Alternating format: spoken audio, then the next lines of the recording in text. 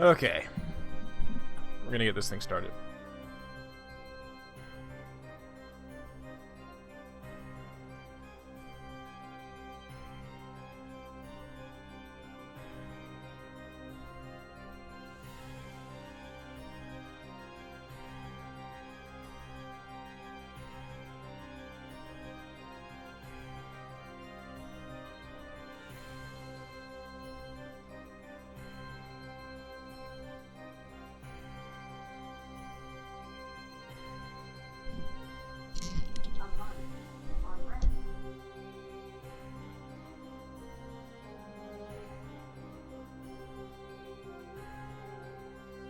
Our cats are going nuts. Okay, I'm gonna get in with these.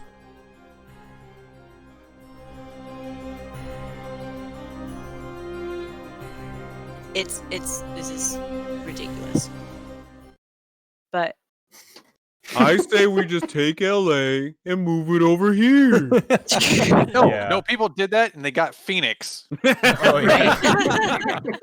I'll tell you what, I drove through Phoenix quite a lot. I would not want to stay around there. It's also the first or second fastest growing urban area in the country. Well, I was also going to say, between that and Vegas, those are the two when we fastest. were younger, my dad almost tried to convince us. My dad totally 100% convinced me to move to Washington because he said we'd be able to have a house and a stable, and I'd be able to have horses.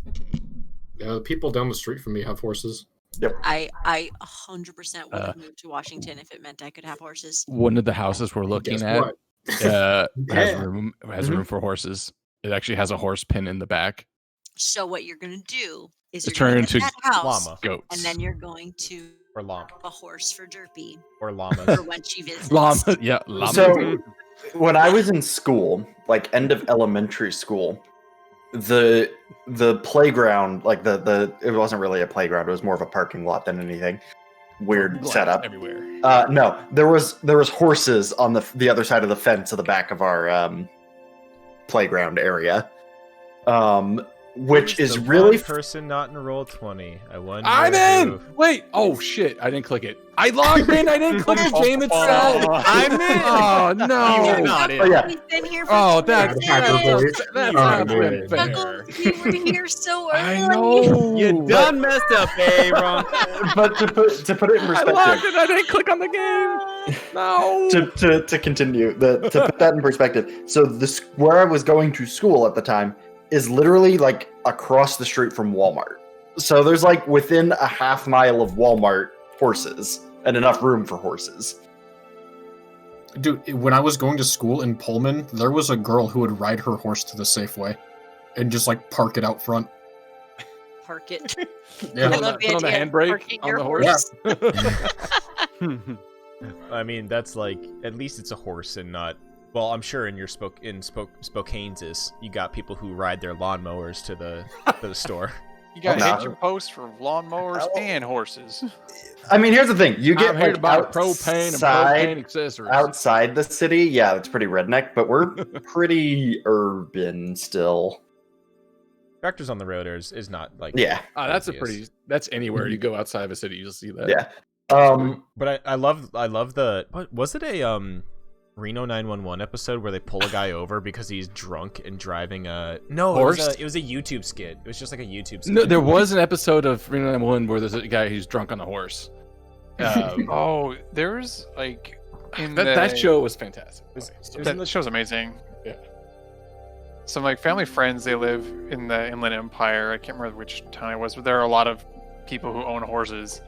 Because when you're out there, you've got room and bad air to make up for it. But they're saying that there are more like people fined for riding horses while intoxicated than like driving while intoxicated. It's pretty.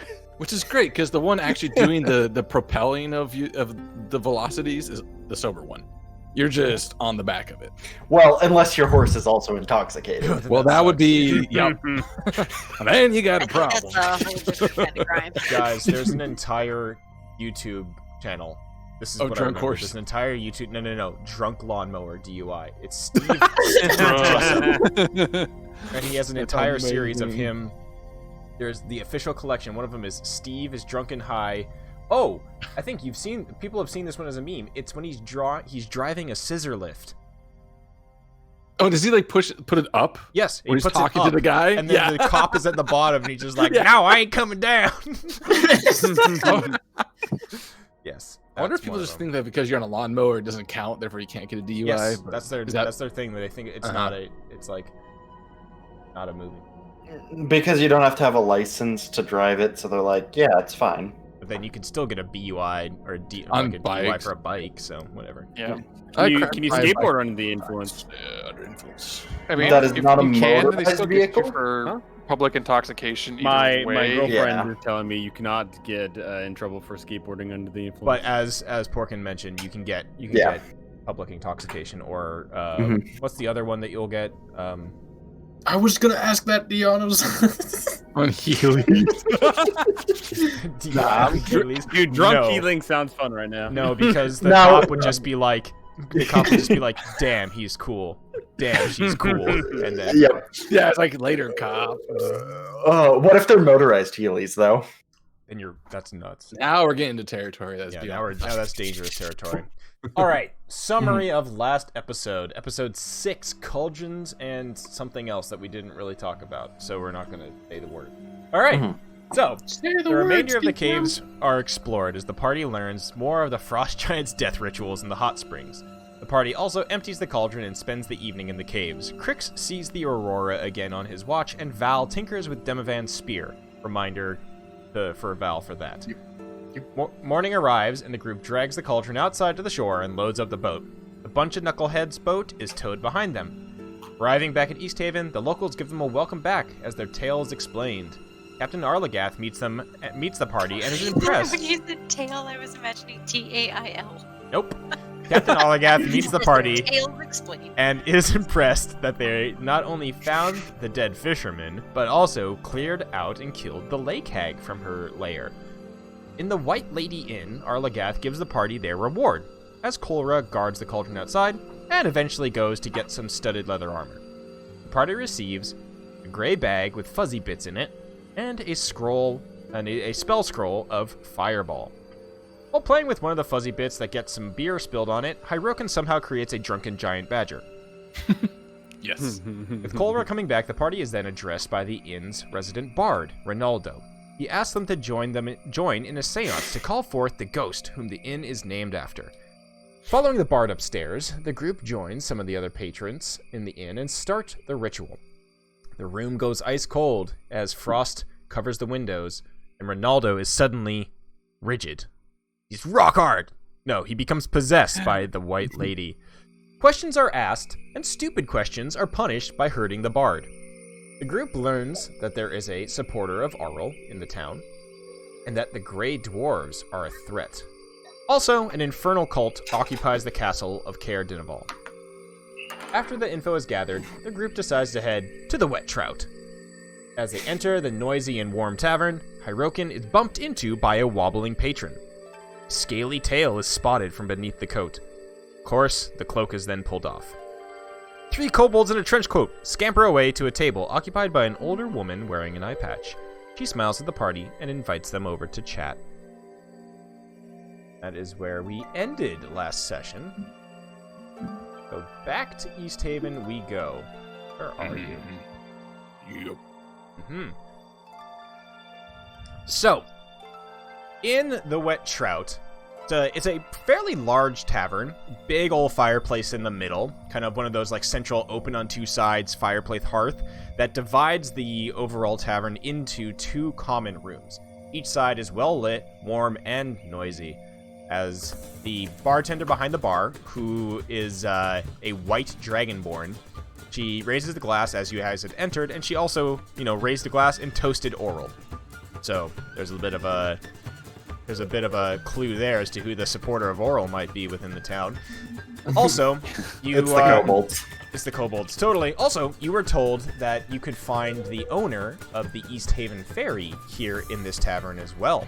Scython, who is a tiefling, is somewhere in the tavern as well. He is a common patron of this tavern. However, you guys find yourselves called over to a table where you see this woman here, and I did show you her, but I'll show it again. Miss Velen, She introduces herself as Velen Harpel and motions for you guys to pull up some chairs and have a seat. She occupies an unusually large table for somebody who is by themselves. And then you notice little scaly snouts poke themselves up from like around her and beneath the table as Thad, you feel a sniffing feel like and you look down and you see a little scaly kobold snout peeking out from beneath the table sniffing your feet. Whoa, that is uncalled for. You do not want to put your nose anywhere near those. The woman behind the table, she clicks her tongue. She goes, Stefan, please, treat our guests well. You do not need to be interrogating them. Come back to your seat. Hey, Hans, stop touching Jacob. It will fall off if you keep poking it. You look over to who she's talking to. Yeah, you look over to who she's talking to, and you notice that one of the kobolds looks a little bit dead. Just a little. Dead or passed out dead?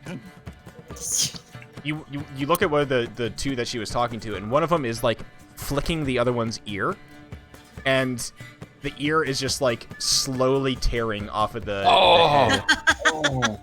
The hollow, sunken eyes of the one whose ear is being flicked kind of like light up for a moment, and then the head snaps, and the little jaws snap at the one who was playing with it. Oh. Does this thing look undead?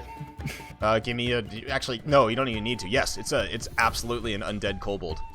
Don't do it. Don't do it. Don't do what? So, she just... You know what? Velen spreads her arms out, and kind of shrugs at you guys and just says, well, what are you waiting for? It's very interesting to see an adventuring party here in East Haven. Also, you have been making quite the noise here. I've heard that you have beat the lock of Ilak Hag, and also you brought back an unusual object from the caves. Come. I'll order us a round of drinks. She waves over to the bartender, who gives her a nod, and a round of drinks is brought to the table.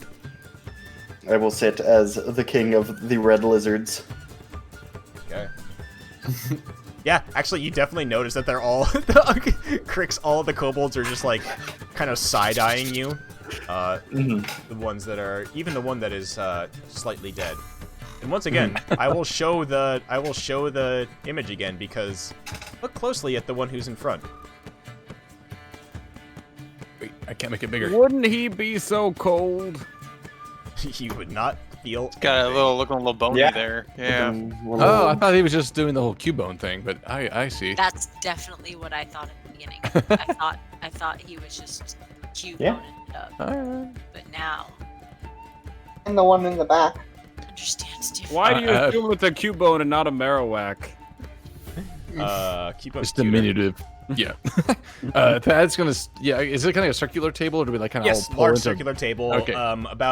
It's like one of the corner tables in this inn, so about 2/3 of it is kind of booth, and then the other bit is just out in the open, but chairs have been pulled up there.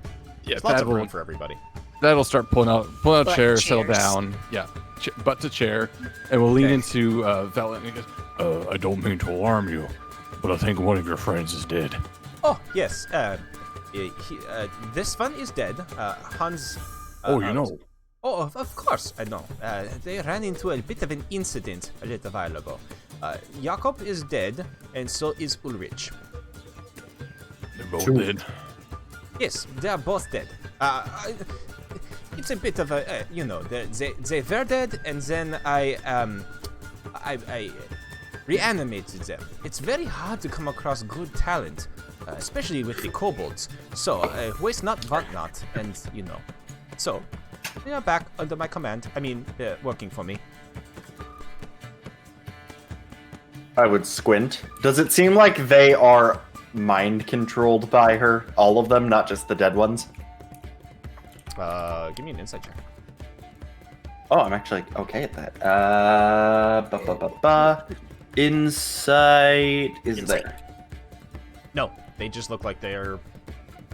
Like, they don't look There's nothing about their eyes that indicates that they are under some sort of spell or charm. They're basically just like looking around the bar like excitedly. The bartender comes over, brings a big old platter of ale, enough for all of the party, Velen, and all 6 of her kobolds.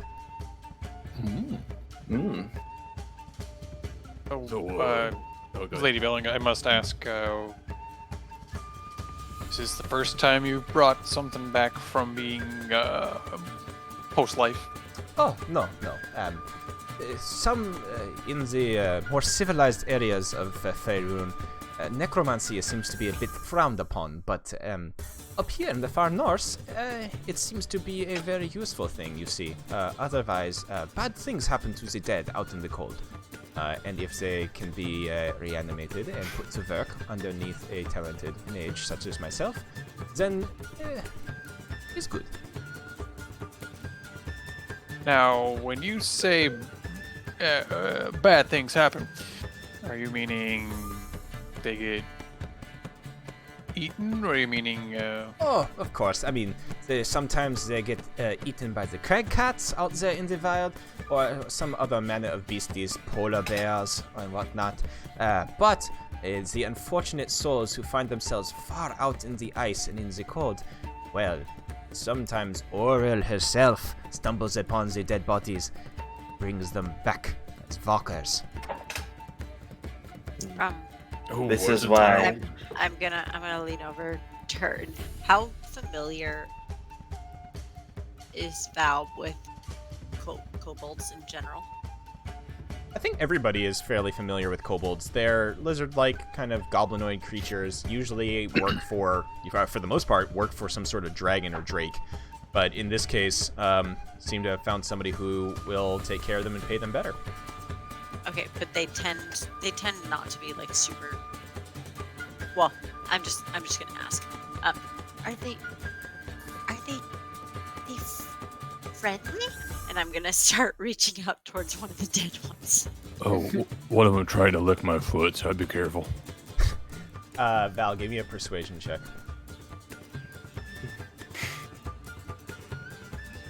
it's the moment where, as a DM, I wouldn't be sure if persuasion or animal handling. Yeah, seriously, I thought of both. I was like, well...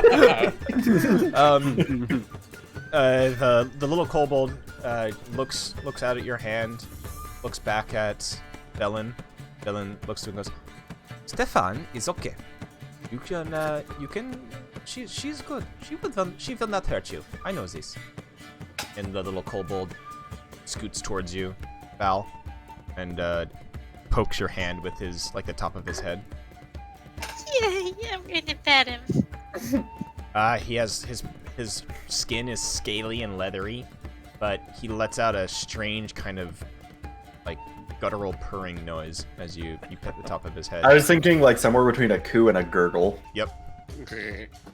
Guttural purr. That's exactly what that is. Exactly. All right. Velen looks at you all and says, "Well, I am very curious. What was this item that you came across after you left the Cauldron Caves?" It is a pot. A very big one. You could sit in It it won't if you fit in wanted my to. bag. Oh, curious. That is it on your persons right now, or is it too big to have been brought in here? Why are you so curious? Insight check. I am a bit of a scholar. As you can see, a practitioner of the arcane arts. Is just, if this was in the possession of a lake hog, then there might be some kind of extra special properties to it. Trust me, I do not want anything to do with it. My kobolds are already occupied as much as they can be with carrying the rest of my supplies. Well, it does smell like liver. Oh, I hate liver. Crix, you can give me an insight check after she has that. Gives the long spiel. Does she actually hate Troy, liver, though? The way that you say I'd like to do an insight check is the way that Neon said said that. No, as far as you can tell, It was- Crix, it's pretty straightforward. She doesn't like liver. Why is she so interested? That's the insight check. And yeah, Kolra, go ahead and give me an insight check with your more on point question of insight.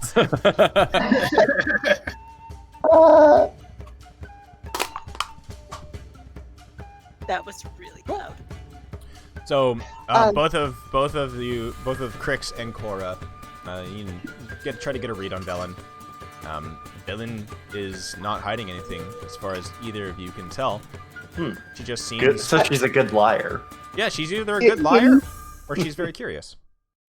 Getting that answer, Cora smiles and goes, well, as a well-traveled mage, I'm sure you understand, information isn't always free. A magician never tells their secret. Neither is research. Velen smiles and she says, "Oh, I think I'm going to like you all. You have good heads on your shoulders. You're right." I'm standing behind Cora, like using my finger, like, yep, she's got a point. I'm not saying anything, but I'm like, I like to imagine This girl, she got it. the you have good heads on your shoulder. I'm sure Crix and Thad both just nod to that. Like, yeah, we do. I have done a lot of research in my time. It's true. Myself. You all seem very, I would say, curious individuals, and as I just said, one does not give away, or as you said, my friend there, my feathered friend, one does not give away information without any sort of compensation. Information is sometimes more valuable than anything else. That is why I am up here in the north. Research. I'm now wondering that now that she said feathered friend, if she has her feather card. She kind of like shrugs her shoulders, and she's wearing that like big coat, and then you see a white snowy owl crawl out from the hood from behind her and perch on her shoulder. Its head turns around once and looks at you all. Heck yeah. Best not let Down, kitty. is that friendly? Oh yes, they are very friendly. They are my scout and companion. Can I tell if it's a familiar or an actual owl? It's very hard to tell. Okay. I figured I'd just ask anyways. As soon as if you could sense any sort of thing, then yes. Like if you could, sense that it's not just a beast. Sense familiar. Sense familiar. No, I mean if there's. I could detect magic, yeah. Actually, I'm kind of just curious in general. I'd cast detect magic. Okay. Yeah.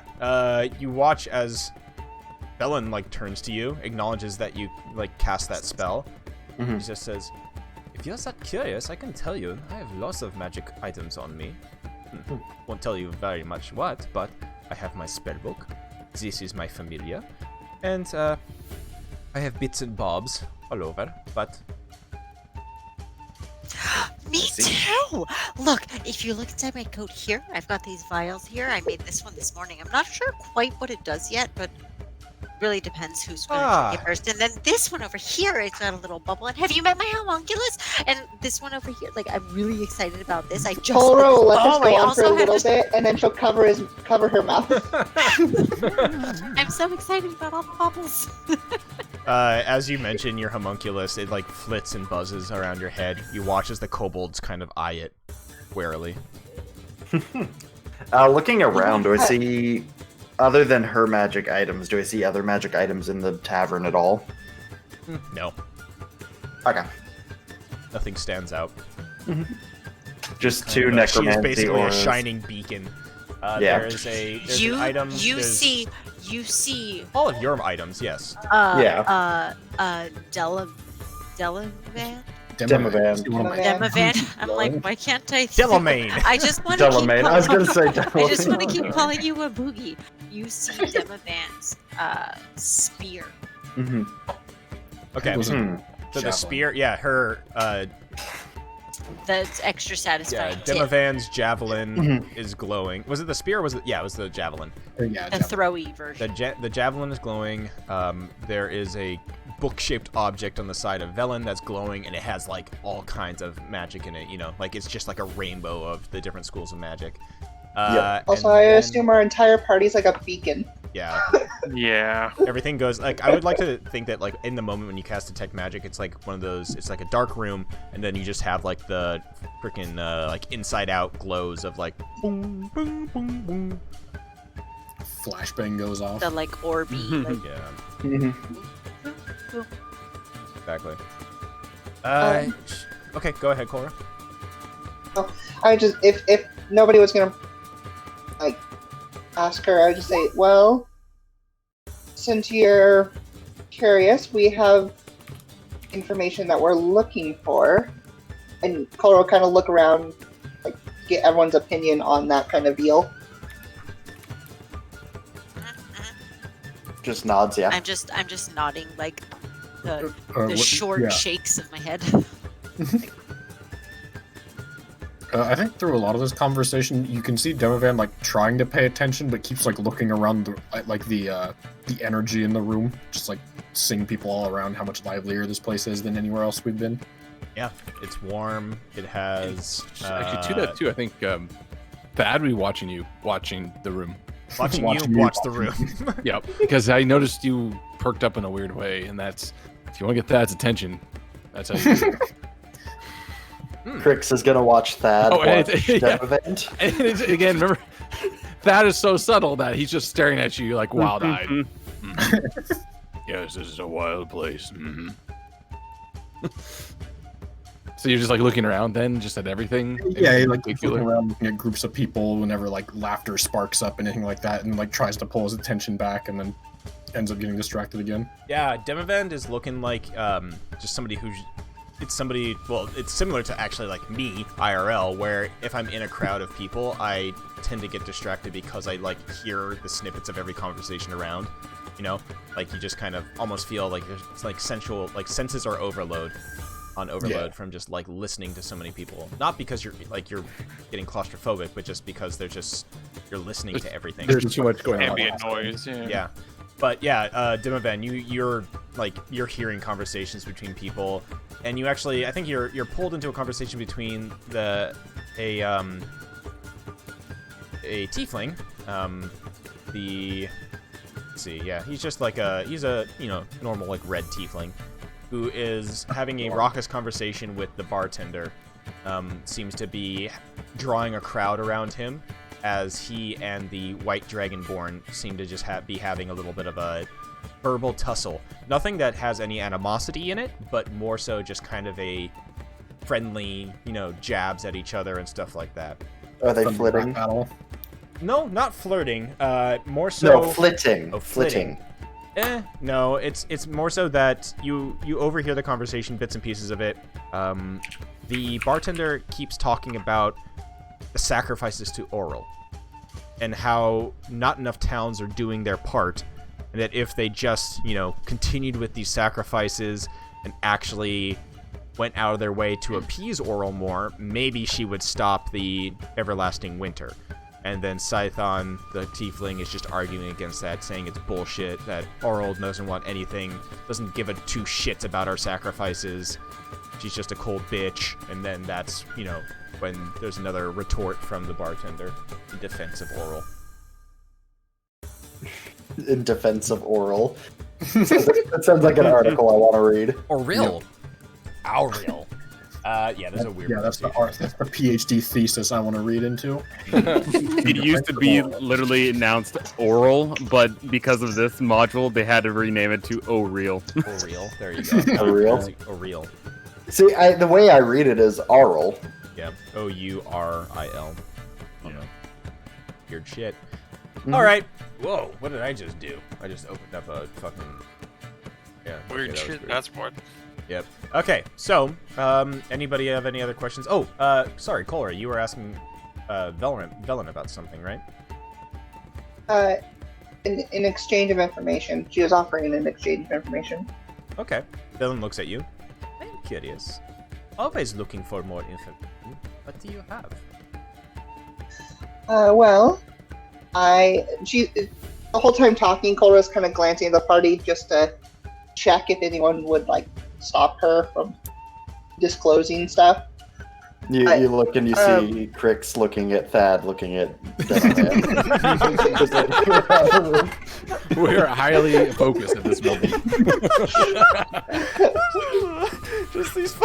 just three dudes, just like, yeah, Demovan scanning the entire crowd, Thad just staring at Demovan, and then Crix staring at Thad, staring at Demovan. It's like from The Good, the Bad, and the Ugly with all like the close-ups. We're just like, Yeah. And it's like you can see like Crix is ready to just like grab Thad's wrist and pull him back sitting if he gets up to do anything, kind of a like just like yeah, it's just like I'm ready and waiting.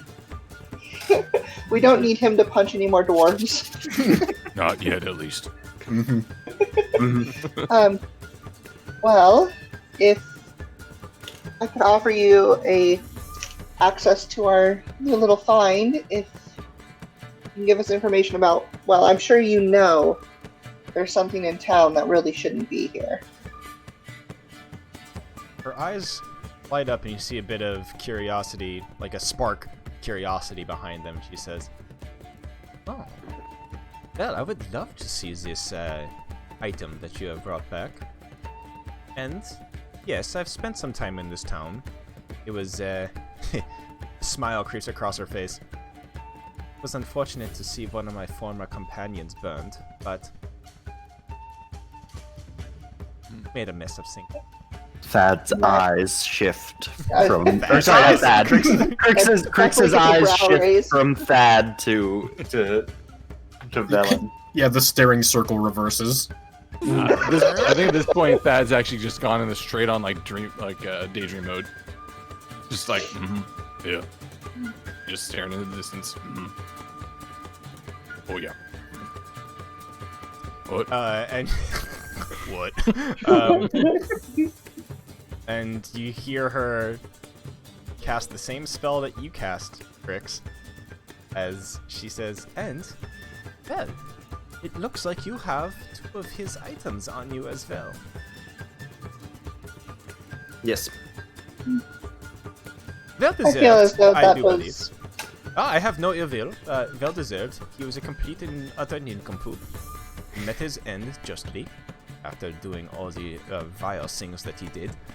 And if you are in possession of his bag of tricks, and, well, looks like just a fireball spell scroll, I bet you will put that to good use. Question. Yes. I would not question out of character. Still using the accent. Okay, fair enough.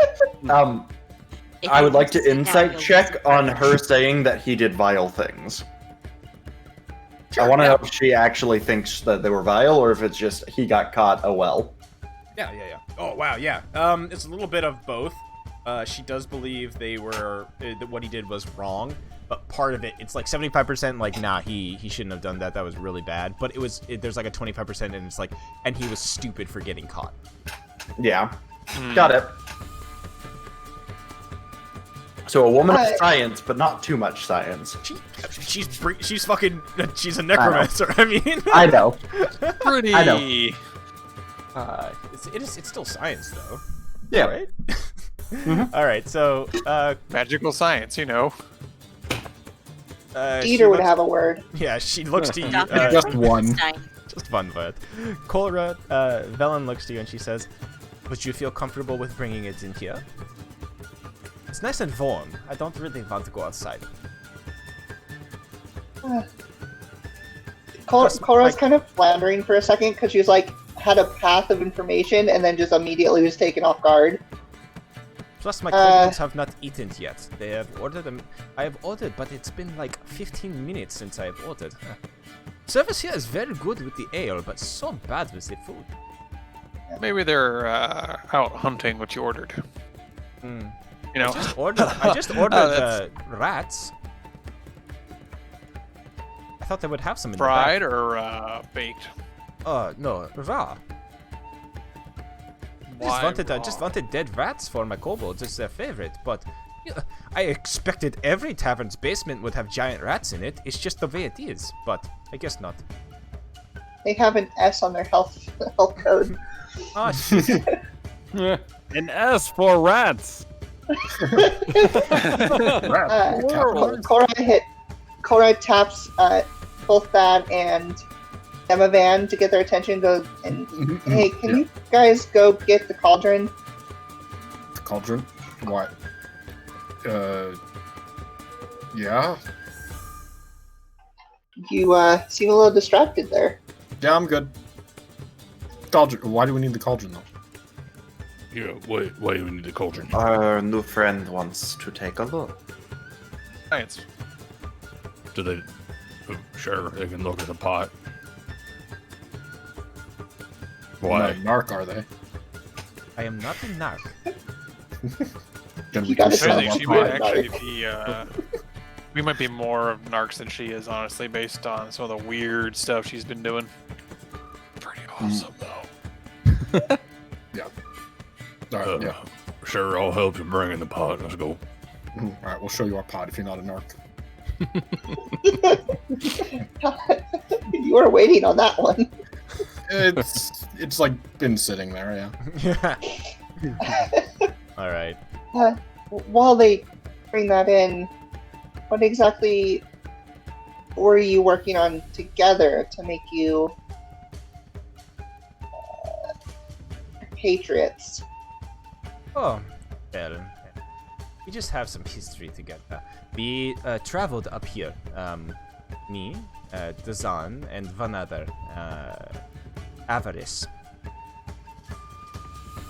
Albino tiefling. Have you seen her? I don't believe so. Ah, good. But I'll be honest, I don't pay I much. hate her. Oh, I respect your Professionally, honesty. Sorry, what was that? Professionally hate her, or is it just a matter of personally? Let's just say that our party, when we arrived, had some differences. We split up.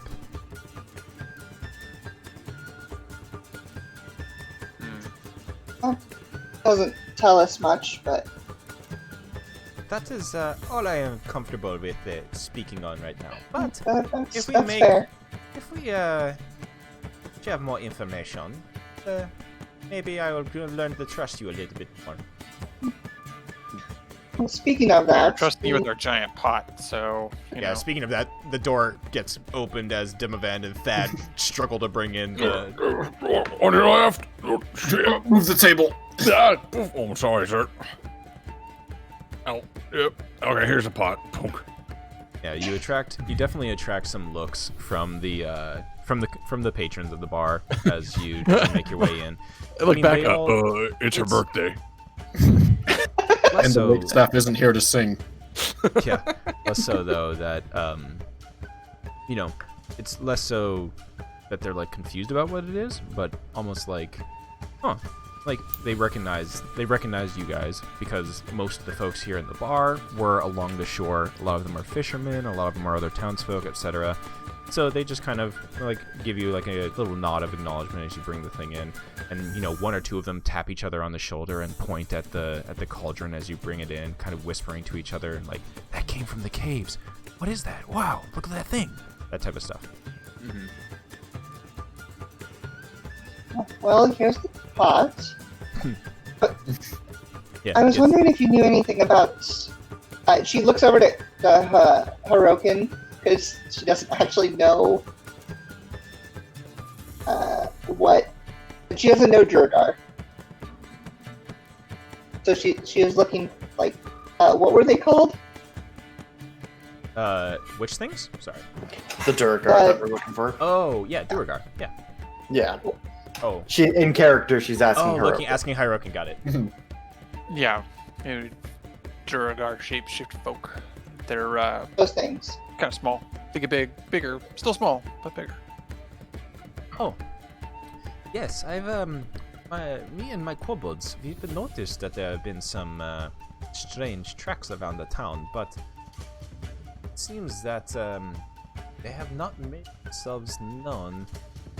I've sent out my arcane eye once or twice, but was not able to find any of them. They must be maintaining their invisibility, moving around the town.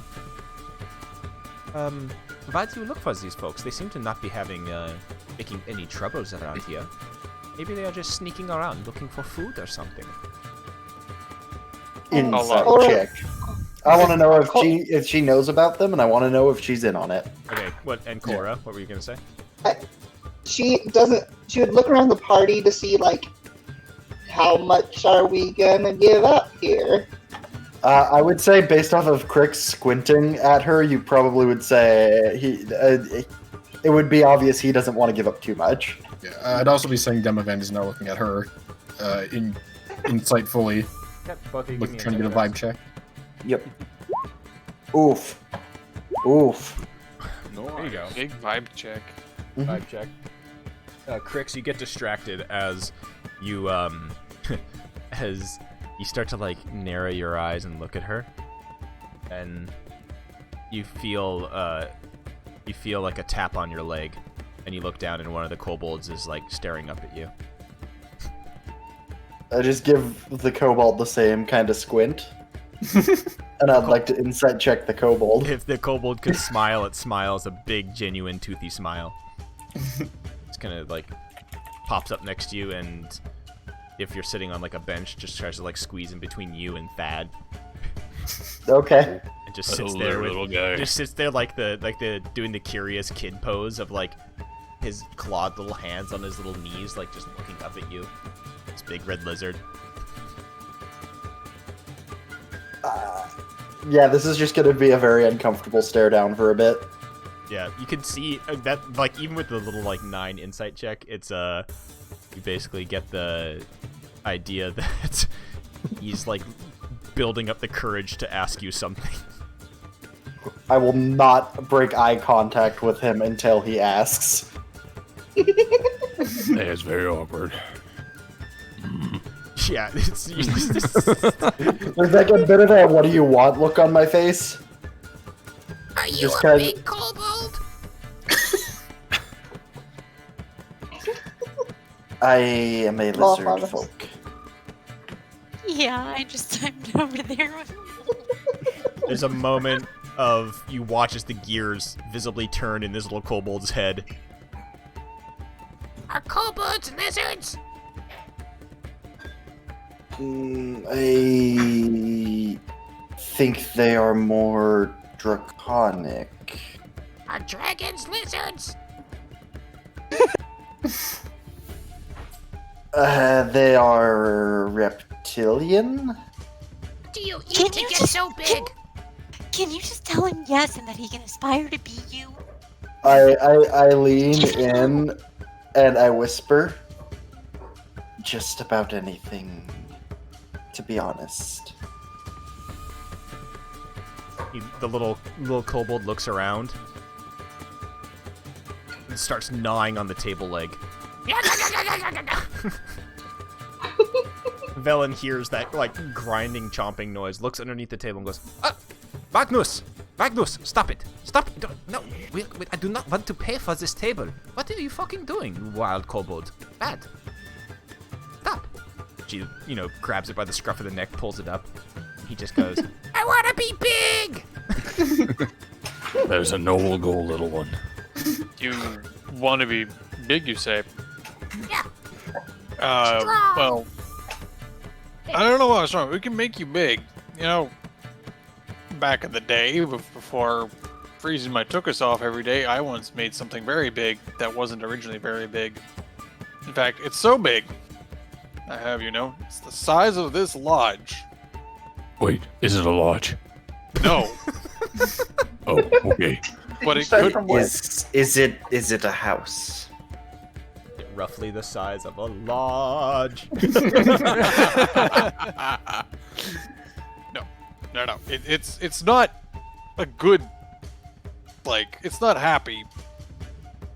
But by using different protein combinations and recombining it and a vague form of photosynthesizing to allow it to create sustainable growth over time, it's able to create a beautiful, sweet monster.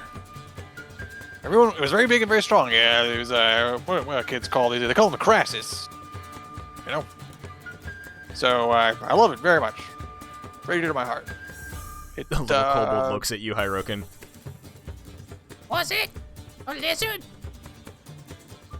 Parts of it, yes. Whoa! Wait. You actually, Hyrokin, you look as you describe all of this. Ellen, she's intrigued. He gives, she does the Leonardo DiCaprio. Ah. Ellen, I see that you are intrigued in my research as well. And yes. Not so often that you hear about crasses. I have only heard of them through reading the books and whatnot. But somebody who has had direct work with the crasses. Well, maybe tonight is not the right night, but I would love to pick your brain about that as well. My, I am so glad that you pulled the trench coat off of my 3 kobolds. Very fortuitous. But do you mind? I'm sorry. This cauldron in front of me. It is quite interesting. She runs her hands over. You are in possession of something here that is would be quite valuable to the folks of 10 Towns. I have no use for it because my kobolds hate stew, so there's no use for it. I like stew, but not that much stew. That's a lot of stew. And borscht is more my thing. Man, I want borscht now. But what do you plan to do with this? Those plans are still in development. Well, I would keep this cauldron close as you can keep it, being, you know, as big as it is. I would, there are lots of people, including those who are in power in the 10 Towns, that would kill to have their hands on this. If one of the townsfolk or one of the 10 Towns has this as their possession, well, they would gain the upper hand in the never-ending food race here. There's only so much knucklehead trout that you can eat. Frag cats. Hearty stew would be very welcome for a lot of these cold villagers. They tried limiting their growth rates. What's growth rates? What are you talking about? You know, maybe start farming the fish more instead of, you know, catching them like wild cats. Oh, I do not give any kind of care for the fish here in 10 Towns. I prefer to eat roots and vegetables that I find. But the knucklehead trout, they are as vicious as they are tasty, apparently. They are known to pull men into the water. If you don't They know. they are large. They are very large large. fish. Quite big. Mhm. If you ever make your way over to, I don't remember what town it is, but one of the taverns has a famous fish on it, above the bar. Go and look for it. It's called the Old Bitey. Old bitey, you say? Oh, yes, Old Bitey. Tourist trap. It's a I bit, like Grandpa Shark. it's a bit of that, but I'll leave the surprise up to you when you find it. Very well. I once knew a man that they called Old Bitey. Yes? Yes. What? He was exiled for cannibalism. I like that joke. Joke? It wasn't. Oh, I'm sorry. Sometimes humor is a little bit hard for me to get. English is, or common is not my first language, as you can kind of tell. But, Yes, What the hell is English? sounds like What was you your first are. language? Is it Zemnian? sure, I'm like, why I don't not? think any of us. First Hey, language. Wildmount is I can a tell you official this, setting now. So yeah. Joke. Joke's you on this is you, not I can orcish. only understand common. Mm-hmm. Human gang. Oh, he's awake over there. I'm sorry that the sleepy old man at the table, I thought he was dead. But he's I actually awake. thought I was dead too, I'm not gonna lie. And Strangely I'm more freezing alive than to your death, kobolds.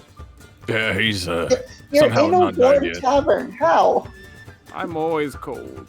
He just needs more meat on his bones. Maybe you should feed him the entirety of one of those of the cauldron one day. Only they've been starving me. Oh. No, shut your mouth.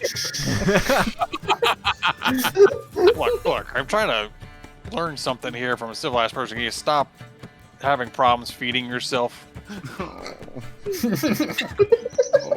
Well, but aside from the fact that you have this wonderful cauldron here, it's an adventuring party such as yourselves. What do you have? What do you mean to do up here? Make a name for yourself? Save 10 towns?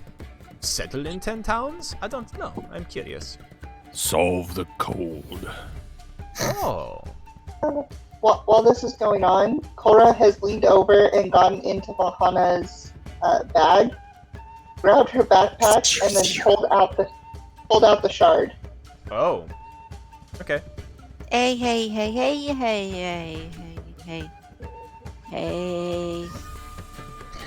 She looks at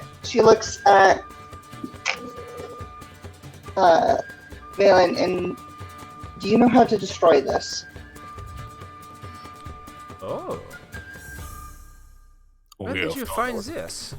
It was in a basket. I don't think. Yes, accurate. Also, has some metal bits. Maybe you know what those are. I'll pull one of them out. Yep, one of No. these. Cora smacks Dad on the side of the arm. I just want to ask a question. I don't know what's going on. Okay. That's my bag. I feel violated. What the heck was in your bag? I just got my bag. Your bag was in my bag. At It least comes to ask. Valhalla whining. She turns Give back. me warning. Okay, children, come on. I'm curious of what you have taken out of this bag. How old are you? Older than you? Are you sure about that? No.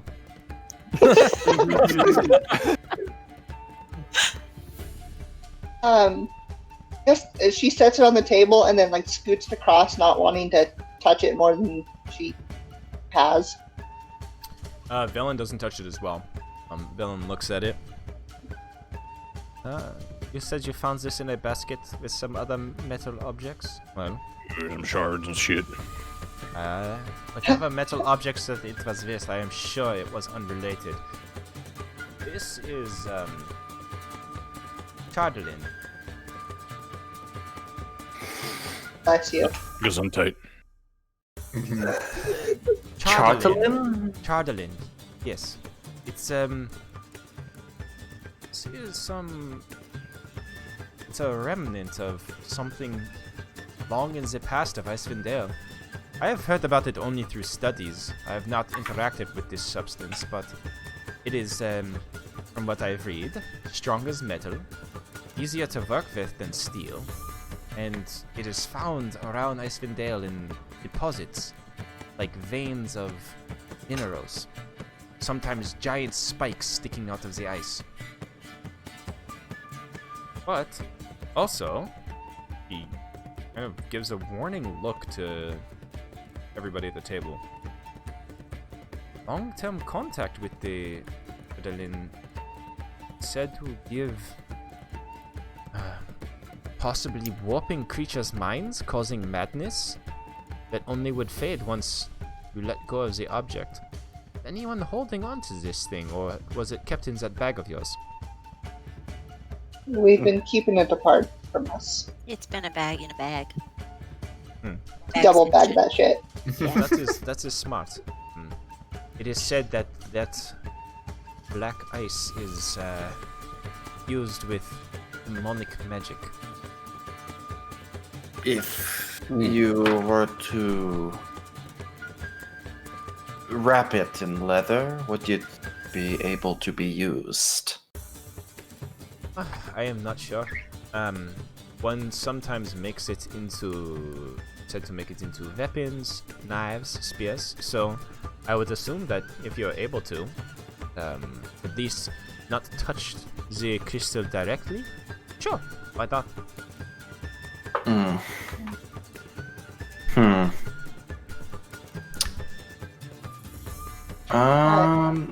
Cora grabs it and puts it back in the bag, and then puts the bag back in the bag.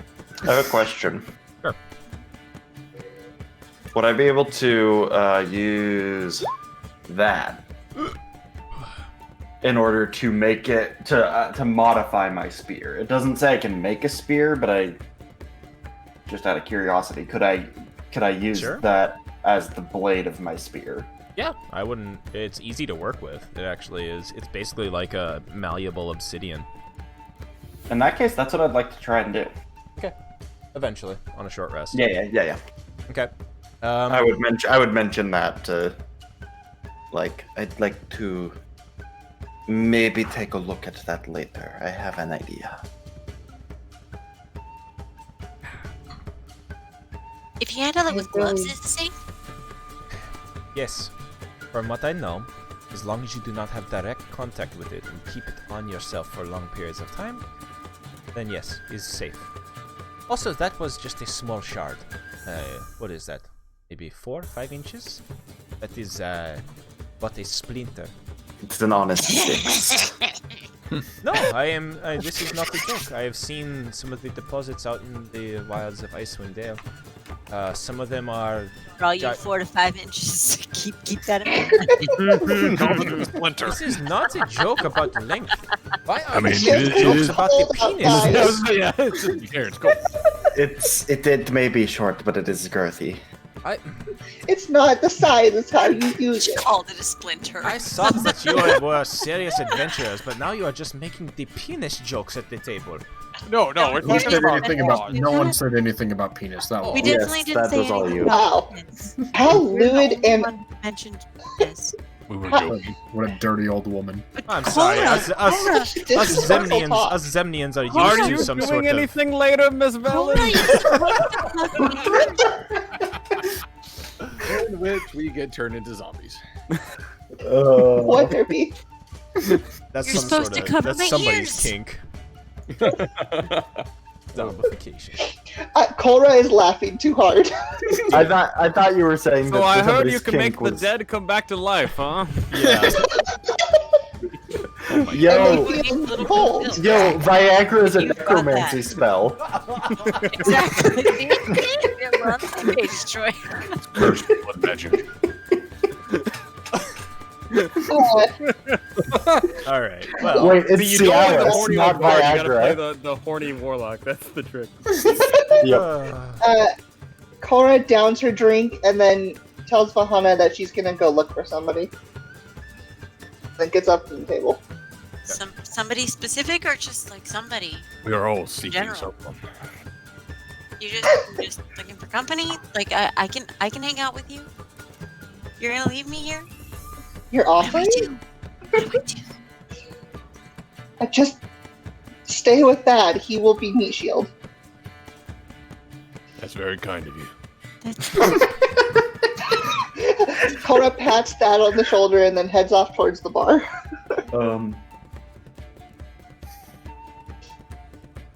all right.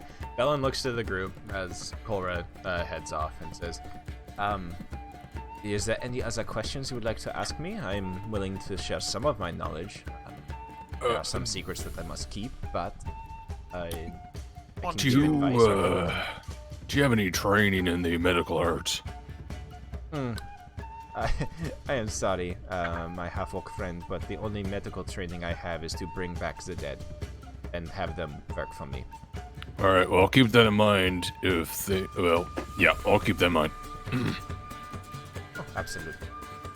If you're ever in need of a undead companion, then I can maybe be of service, but mostly they obey me, so no, I can maybe like send them off to help you or something like that, but I don't know.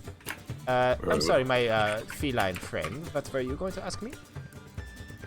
So say we were to try to locate you again, aside from, finding your kobolds in trench coat again, how would you recommend we get in contact with you? Well, I have no plans to leave 10 towns as of yet. I'll be traveling from town to town. I plan to head off to Bryn Shander to do some business there soon. I'll be staying there for quite some time. All right, well then. You can look for me at the inn there. I'll be staying there. Or just ask around town. I'm sure they will see. Those who see me will be able to tell you where I am. I'm not that inconspicuous. My kobolds don't like to wear the trench coats. They prefer to not wear the trench coats. So, say, where is the old lady with the owl and the eye patch with 6 kobolds? And most people would be like, oh, she's over there. You know, yeah, if they said they knew more than one, I would be very confused and a little concerned. As would I, because I do not have a doppelganger or a simulacrum around. Or do you? I smack. Inside check. As soon as he says that, though, I'm gonna smack him in the back of the head. Oh and God! I hope that gives wasted him the roll. I didn't get my words out fast enough, but yes. She is. She is. Oh, with that crit, Thad. She is.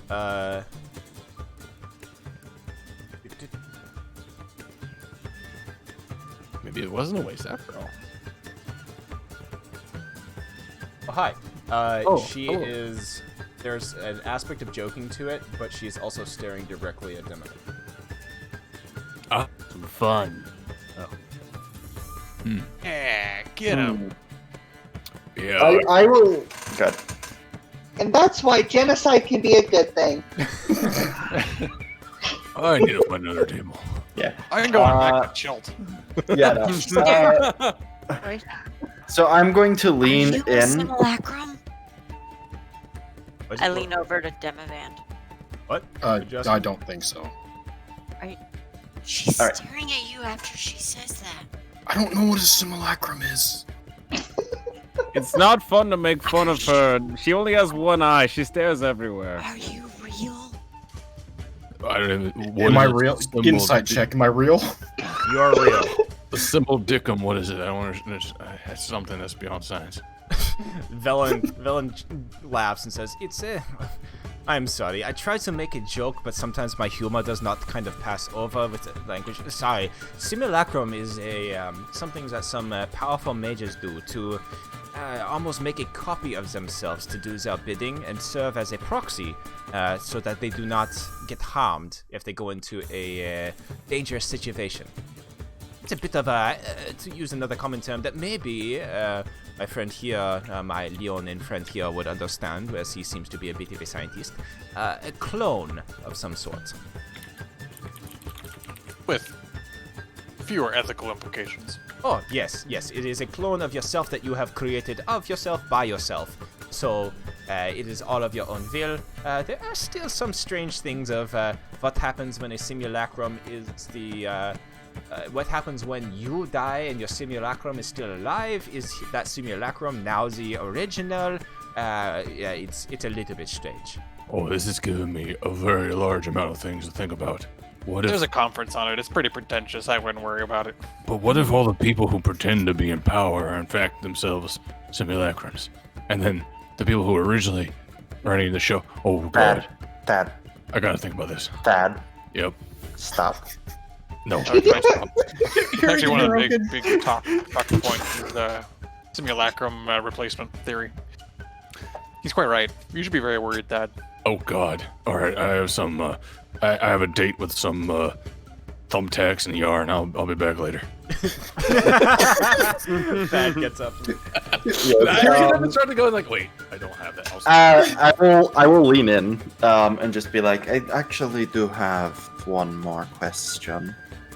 Are you at all familiar with the impending incursion of Emix?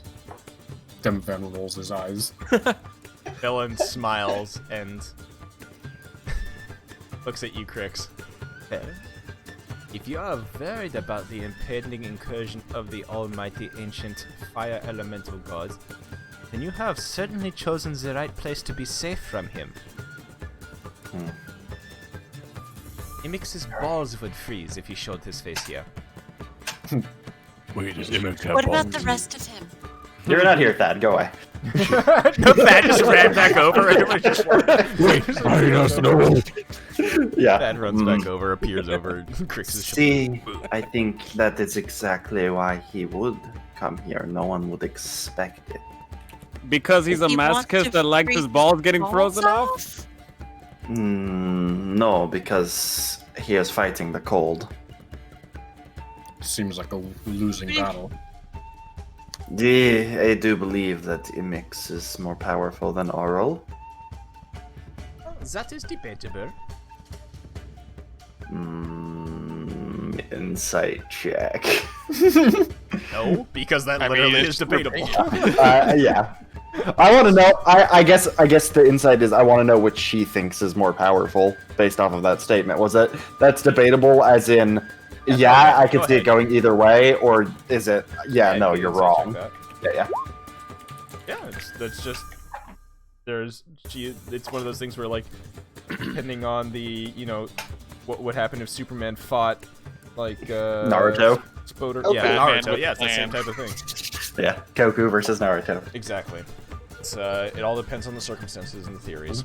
So Thad's gone off to go and play with some yarn in a corner somewhere. Cora, you've gone off as well. The rest of the party still at the table. Belen finishes her mug of ale, looks at the others, the other kobolds, who are either snout deep in their ale glass, licking the bottom of it, or have turned it upside down on their heads. The undead ones one of the undead ones is trying to put its jaw back on as it accidentally got it caught in the mug of ale, and it snapped off. So she tends to that one very quickly, and she says, pardon me, but it seems that some of my kobolds here, they need a little bit of maintenance.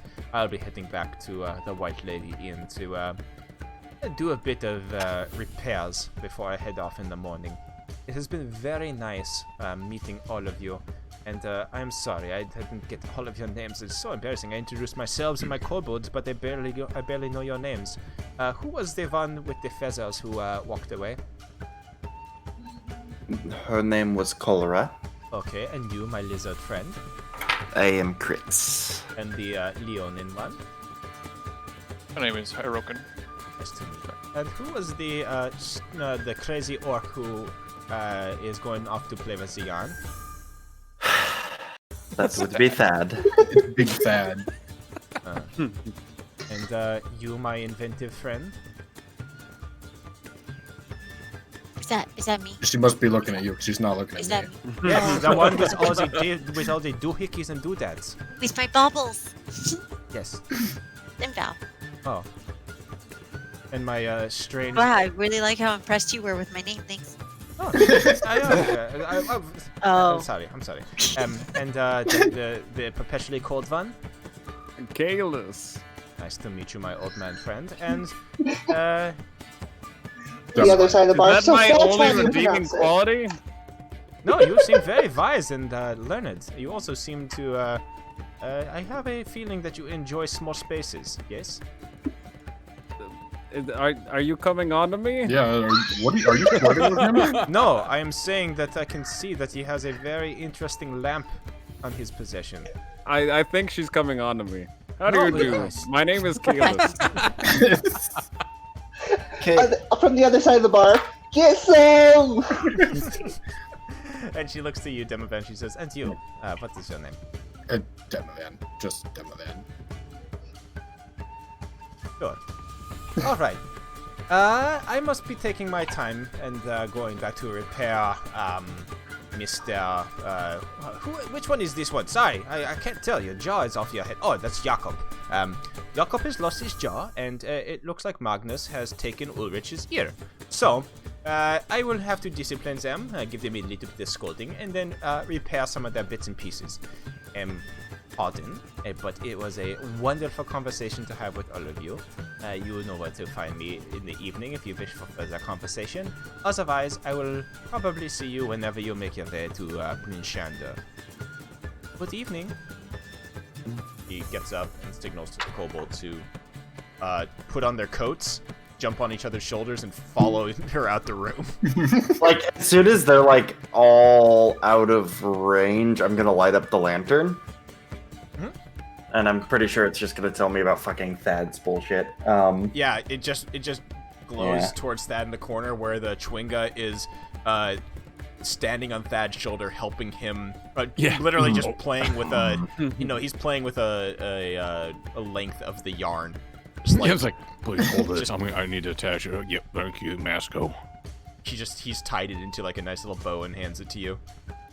Oh, you're right. They could all be connected like this. Comes back with a cat's cradle. Hold it, boys.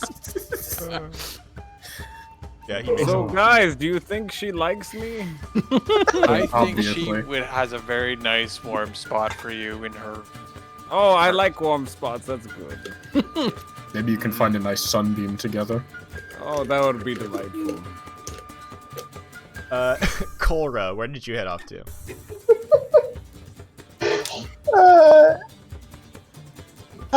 She went to find Scython, Okay. and So you head up to the bar, sit down, and the drunk tiefling is there, and you can see there's like 3, 4, 5 empty mugs on the bar next to him. And he's like talking somebody's ear off as you approach, and that person, you can see, visibly rolls their eyes, and he gets up and leaves an empty chair next to Scython. Caller quickly takes it and looking at the mug, she goes, "Is this a bad time?"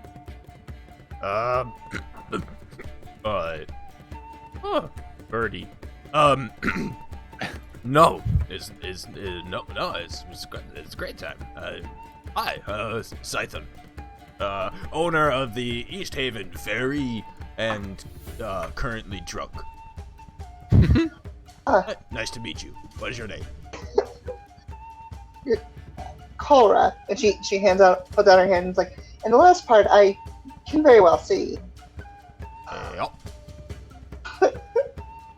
Not like I gotta go anywhere. The snow and the ice, and the lake is all frozen. The ferry service, nobody wants to go in the water because you can't go in the water. So what do you gotta do? I don't gotta drive the ferries, so I'll just drink. Oh, and I'll talk. I like talking to people. There's an instant moment in her head that just, this might not have been the best idea. What? Did you hear about Lonelywood? They're being attacked by a white moose. Mental note for later. Oh, you just don't even want to. Okay, fine. I don't know. I thought it was a pretty cool story. A pretty neat rumor, but Well, I wanted to hear about your boats. a boat is stuck in the ice at the end of the pier. What about it? Well, if it's not getting any use in the water, Yeah. what say you sell it to someone who... Oh, it's my boat. Well, I'm sure you have more than one boat. No, An established ferryman like you. I'm not that established. I got my boat. I got one boat. It's the East Haven Ferry. I don't have an East Haven Ferry service with multiple ships. No, I just got one boat. That's all I could afford. But now it's stuck in the ice and I can't do anything with it. Calder's head, she's just...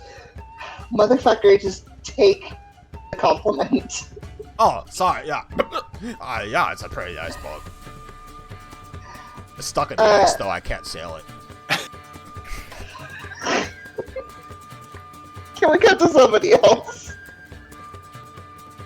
Huh? What? Round and round we go. Can we cut to somebody else? I imagine Laura looks over at our table and we're just giving her the awkward thumbs up. Yeah, actually, I think that's a great moment of just the yes, and then Kolra is just looks back at you guys and just eyes full of panic, just like. You watch as Scython, the tiefling, like leans on the bar, slips in some spilled ale, pops himself back up, and looks back at Kolra audibly so that all of you can hear it. So you like boats? Oh, he's a boat guy. Cora's face turns from unsure panic to I have made a mistake. Please help me. To anyone nearby. Okay, hand from a distance. I do appreciate a good boat. I'll step up and I'll join Cora with Scython. Oh, are you her boyfriend? No, but I'm gonna go behind him. What are you, her girlfriend? That's not your business. I don't. The corners here, Thad mumbling, "We're all an interconnected web of lies." You watch as Scython starts to like open his mouth to talk, and then gets very confused, and closes his mouth and visibly is thinking,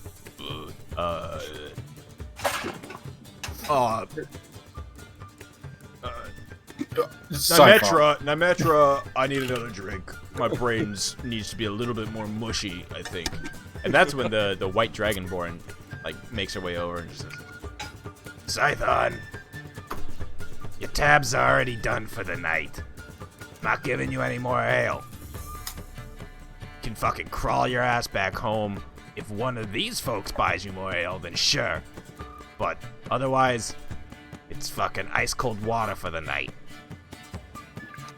I will pay to watch you hit him with some ice cold water. Oh, no, I'm not gonna hit him with ice cold water. No, it's just I'm gonna give him ice I'll cold water. double the pay. Yeah, we're All both right, looking be right very back. intently. Scython looks in a panic and he goes, No, I don't want, no. What do you... You have a limited time. I would like to buy a boat. Tell me how to do this.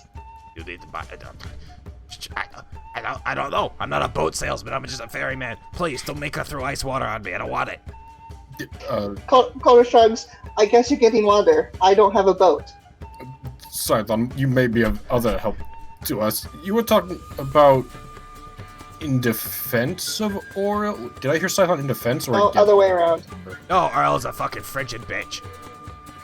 Yeah, no, Nymetra over there. Look at her. She's getting the ice water because she's in love with Oriel.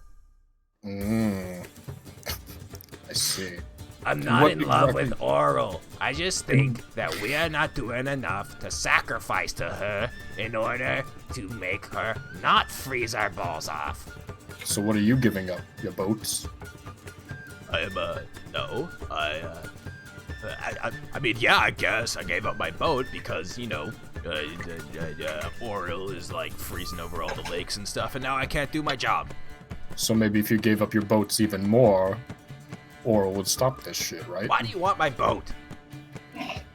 Yeah, Cora Why Cora gets up from the chair and just yells, "Why is it so hard to buy a goddamn boat in a boat town?" Oh, sorry, you want any boat? Sorry, like 5, 6, 7, 10 drinks of it. Yeah, I don't know. You want a boat? You could probably buy one from one of the fishermen. I don't sell boats, but talk to the town speaker. I'm sure that he can arrange it. He can find somebody for you. Is that what you wanted to hear? No, now I just want to hear the sound of water hitting your face. Yeah, at that point, a glass of ice cold water just gets splashed in Scython's face. Oh, fuck. Oh, Jesus. Now that's better. That's what you get. I put down 2 gold. Oh, thank you, sweetie. Hey, you looking a drink on me? No, I got what I wanted. Oh, damn. All right. Jesus. Cold as ice. Charisma 7, baby. Cora leans forward, like as she's putting the gold, she leans into Demovan. I think she was flirting with you. Do they have really small pickings in this town? I mean, no offense, Demovan. Wait, what did you... Dallas, Demovan, like, what? What did you just say? Demovan, aren't we the lucky ones today? Maybe. What did Derpy just say? What were the words that came out of her mouth? Small. Oh, so I meant Slim slim pickings in this town. pickings. I heard small dicks in this town. Slim pricks, yeah. I said small. Just a whole town of little ones. I meant slim pickings. But I said seconds. Yeah, 4 to 5 inches. Ugh. 4 to 5 inches. Scython shakes his head off and takes his coat off and wrings it out and looks over to you, Cora, and just says, "Huh. Well, that sobered me up a bit. I can put you in touch with the right people tomorrow if you're interested in buying a vessel. But I gotta tell you, it's quite tough out there on the ice. I know I heard that you guys came back from the caves and did all kinds of work there, and that you obviously took a watercraft out there, but most of the lakes over here are frozen solid. It's tough. What kind of vessel are you looking for? How big?" Cora stops to think about it and then turns to count her group, pauses at Thad in the corner. Large enough for a herd of animals and 7 people. And a pot. I would assume that would be included. Yeah, you're looking for something. You actually are looking for something about the size of my ferry. Shit. You know what? I'm not selling mine, because I got faith that one day these lakes will unfreeze and my business will be booming again as we're making, ferry trips to and from East Haven and back to, Caer Dineval and Caer Konig. But I'll find somebody. Where y'all staying? You over at the White Lady? Cora stops him for a second and goes, "Well, we have..." He kind of looks at the group and goes, "We might be on the same page about, making it not winter anymore. So would it be alright if we borrowed it until we fix this issue?"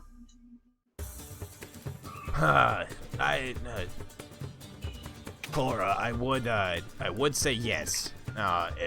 Maybe take some sort of collateral in order for you to sail my ferry, but she's stuck in ice. As I said, I wasn't lying about that. Ice all around it, encased. She ain't going anywhere.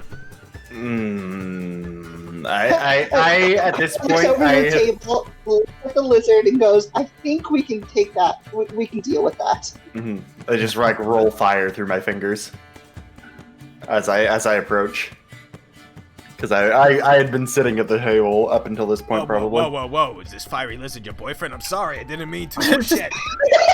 We're not all boyfriends, all of us. Yes. Can we just stop implying that all of these guys are her boyfriend? They just met. Oh. Gosh. Sorry. I just, I didn't realize you guys were new in town. Val is deeply disturbed right now. Yeah. I'm gonna when she says that. Stop it. When she says that, is there a hint of jealousy there? No insight check needed. I don't think it's so much jealousy, but Cora has been her protector, and I feel like it could be jealousy. It could also be panic or fear. Just fed upness. This I'm really connected to this person, and you're trying to pawn her off on someone as boyfriend and whatever. So I don't know if it's so much coming from a sense of jealousy of why are you implying that it's got to be a boyfriend, or if it's something as no, if she had a boyfriend, he'd come through me, and that's something that we have to discuss, and that hasn't been discussed yet. So stop implying that. I don't honestly know which side of it is coming from. It's just confused. Yes, there is a pure discomfort and confusion of the implication of everyone being a boyfriend, and it's stop it. 400 and something years old, everybody. Just throwing that out there. Still acts like a teenage On the flip side, Cora has not given a shit. Yeah. No.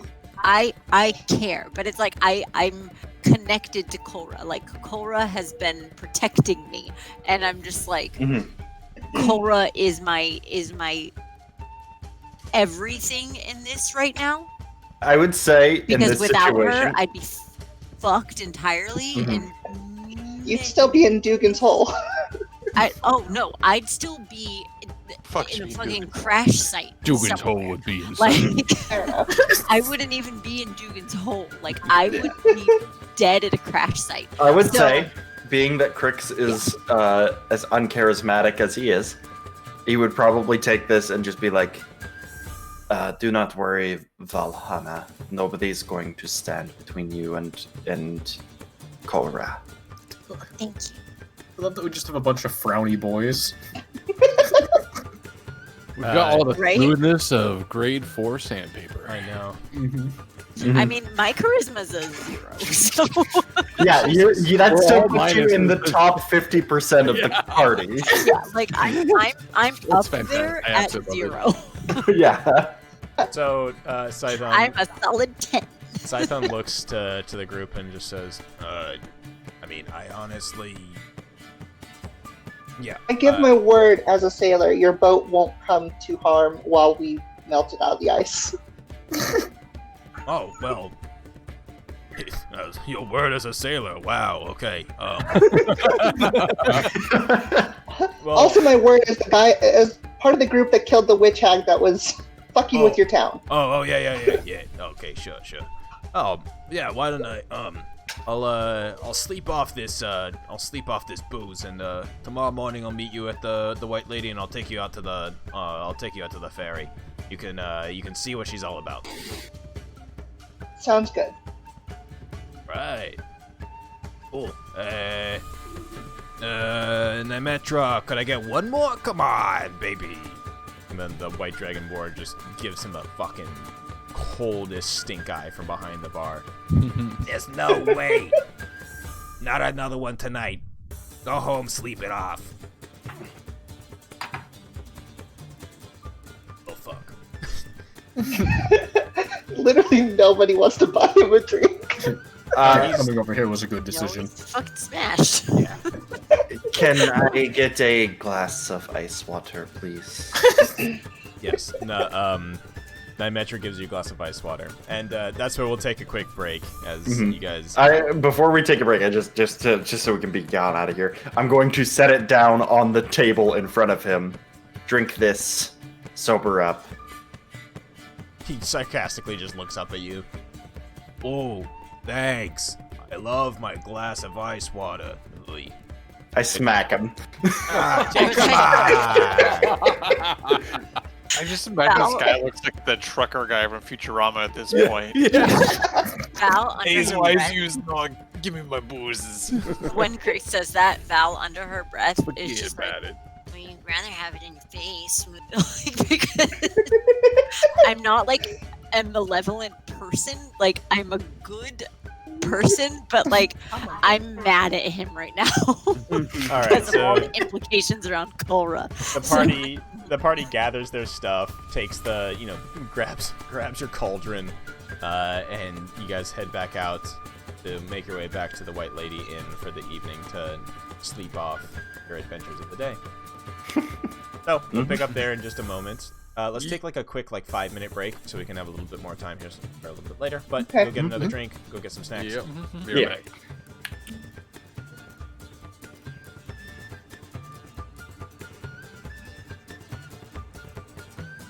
All right, we'll be right back. Just a quick 5-minute break here as we have a nice little break before they start the next day. Sounds good? Sounds good. All right. Bye.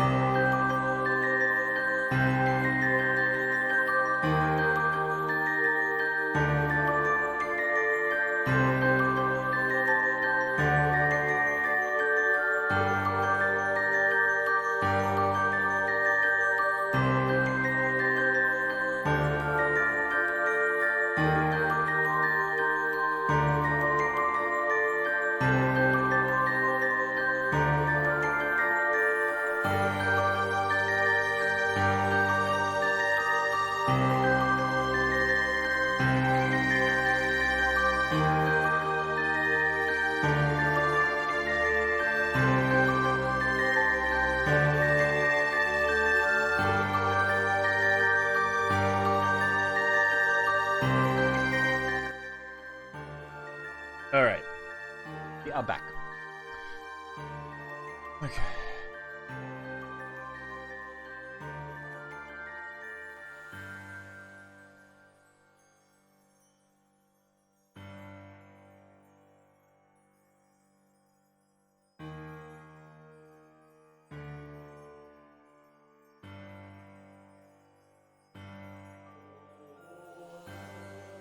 LARP, like whenever you think of LARP, you always do think of the nerds in the forest yelling, lightning bolt, but Lightning bolt. LARP usually just means like, live, role Just play. live action roleplay. Yeah.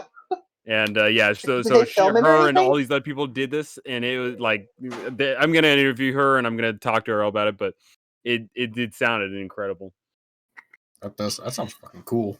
I know, absolutely. See, here's the thing. I would probably be like, hey, this is fucking cool for like the first 2 days. And then I'd be like, fuck, I want to go home and play video games. I feel like with any like really hard, like basically LARPing would be like extremely interesting if it was like high quality. If it's just like you and your bros like in a tent with some like shit costumes, like yelling at one each guy other has in like the a woods. shitty cape. Yeah, then, Yeah. If you're talking about like some Well- legit like medieval like Renaissance fair level of shit, like I feel like you'd after a day or two you would just get like lost in that shit. Like you'd wake up and be like, like Good morrow, good sirs. yeah, exactly. Hadn't me my flagon. I mean, as kids, we LARPed all the time. Yeah, dude. Yeah. What did they LARPing say at before the we knew Renaissance about Fair? Huzzah to the generous tipper! Yeah. Yeah, Then wiggle their boobies. Yep, it was good. Absolutely. All right. Is that right? Yeah, it is. Yeah. It was a place called Lauren, what was the name of the place? It was The oubliette. Lauren, what where you drink? The oubliette, that's what it was. Oubliette. The No, oubliette. we knew one of the bartenders there. Actually, we Oh, did know one of the that's dope. yeah. I've never Give been us to a free Ren Fair. drinks. I gotta get to one at some point. Wait, you said oubliette? Yeah. The oubliette. Yeah, at the Ren Fair there was an oubliette and it was always like the line took, an hour to get through. Oh, yeah. But you drink in front of them with your hands behind your back, they'd have your titties they'd have their titties in front of you. No, my titties. No, Not your titties Oh, in front of them. No. So, No, you have to pay extra for that. Oh, I mean that's a hell of a steal though. while we're still technically on break, Valheim, got it. Neon has it too. So let us know. We Is can it play. fun? And Yeah, we're picking it's up? a ton of. I've it's a not ton of touched fun. it yet. So fun. It's a lot of fun. It's for an early access game. It's absolutely bonkers how much content It's is. Oh, yeah. breaking When Steam you- right now. In fact, like it is the biggest When you thing. first open it, your first thought will be, "Wow, this is fucking ugly." Yeah. And then And then the you get sun in the comes game. up, and then the sun comes up, and you're like, oh, it's pretty. Yeah, and then There you is- look up and you see There's fucking Mardrasil above your head. 224,400 people playing it right now. Yeah, when How you many? were streaming at Scuzz, it looked pretty Wow. good. It Playing Old looks- Man Geralt. Yeah, I mean, it looks good. It looks good until you like. It's weird. It's like it looks really good at a certain distance, and then you zoom in, and you're like, I feel like "Oh." the textures might be a little bit. Well, no, Yeah, like, what did I it's say? It was like actually- Minecraft mixed with Super Mario 64. right. It's like the textures are like Minecraft level in terms of like the Mm. pixel density. Like it's actually like you can see the pixels when you zoom in, but then it's weird because it combines like volumetric lighting and like like sun rays and stuff like that, and fog and storms that just kind of like work Looks really like there's a well. whole parts. Mm. Okay, well, Derpy will be back in a bit. I'll cover for her for now, but I want to get this thing going. Actually, I thought. Excuse me. And just for reference, Hunie Pop 2 just came out, so there's that. What? Ooh. Hunie Pop. What? What now? It was like the famous hentai game, whatever. Oh, cool. Thanks. Oh, World Honey- famous porn game. Honey Pop. Hunie, same thing. No, it's not at all. It's not at all. Let me tell you why. I was like, There's like not a weed. The nuances of the discussion An escape me, American but I am 50s intrigued. chick. Oh, that's cool. Oh, that's awesome. As a man of culture, I'll tell you why. I was like, I couldn't fucking figure out what you were trying to say because it's just like it's a game about fucking honeys. Like, come on. Come on. If it was a game about honeys, it would be called Honey Pop, wouldn't it? By the way, no, it's spelled Cutie Pop. Just last random tangent. I think I've mentioned this before, but the raiding guild I used to be in WoW, or still am technically in, is called Bible Black. And oh no! I didn't know. I raided for them. I raided with them for 2 years. I had no idea what that was reference to, and I learned that recently after I stopped raiding with them. And here's the funny thing: is my Brett Paladin right now, Anime Titties, the Manslayer, is in the guild Bible Black. Yeah, so it's great. The chosen one. Oh wow! I didn't even know that was a. Oh! I clicked that. Wow. I'll tell you what, Bible Black is a classic. You should. Apparently, I learned this way too late, but it's, maybe okay. it's worthwhile. Is that how you would like Ihongonize pronounce that? Obugi, we need your help. Eroge, Eroge? Yeah, Eroge. Well, us Americans just call it Eroge. No, you a gay. Eroge no, it makes sense because it's the same way that they combine shit, right? Like it's erotic video game, so it's like erotic game. Eroge. Oh, interesting. No, you're a gay. Nice. Sick Eroge. Big All right. got him. So Sit down. The evening goes. You guys make your way back to the White Lady Inn. You're able to house your goat sheep mobile in the stables that this place has. They do happen to have a stables in the back. There's no other livestock there, so you guys have the run of the house. You like literally have your goats are in heaven with the amount of space that they have back there. Doing fucking jump kicks off the wall and shit. Just like doing the what was it? There is actually a GIF for that. Oh yeah, I know. I think I know what you're talking about too. The goats. It's the goat running. That'll get it. Oh, got it. Go There it is. Parker. Sick. There it is. Oh, that's not the one I was thinking of. All right, this is definitely the one I was thinking of. The parkour. Yeah. All right. Yeah. So all of you are able to get a. Oh Jesus, that's a meat. That's also happening. This is Cletus's next It's skill. It's a combination of goat mosh pit and goat parkour. All right. So the night passes without event. You actually have a nice night of sleep in your rooms here. This is the one I was thinking of. As the oh Jesus. Yeah.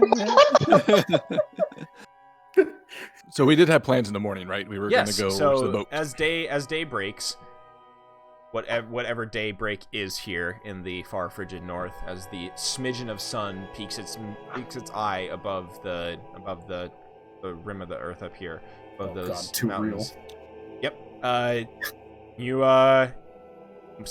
Whoever makes their way downstairs sees Scython, the boat captain, sitting there, and he is looking like he's seen better days, has a hand on his forehead, and just like looking pretty miserable at one of the empty tables in the common room of the White Lady Inn.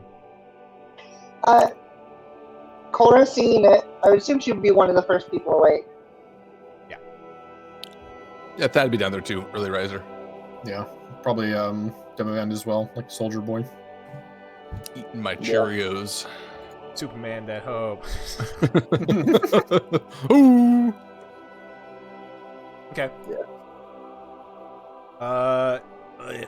Sorry, I'm a little bit worse for wear from last night.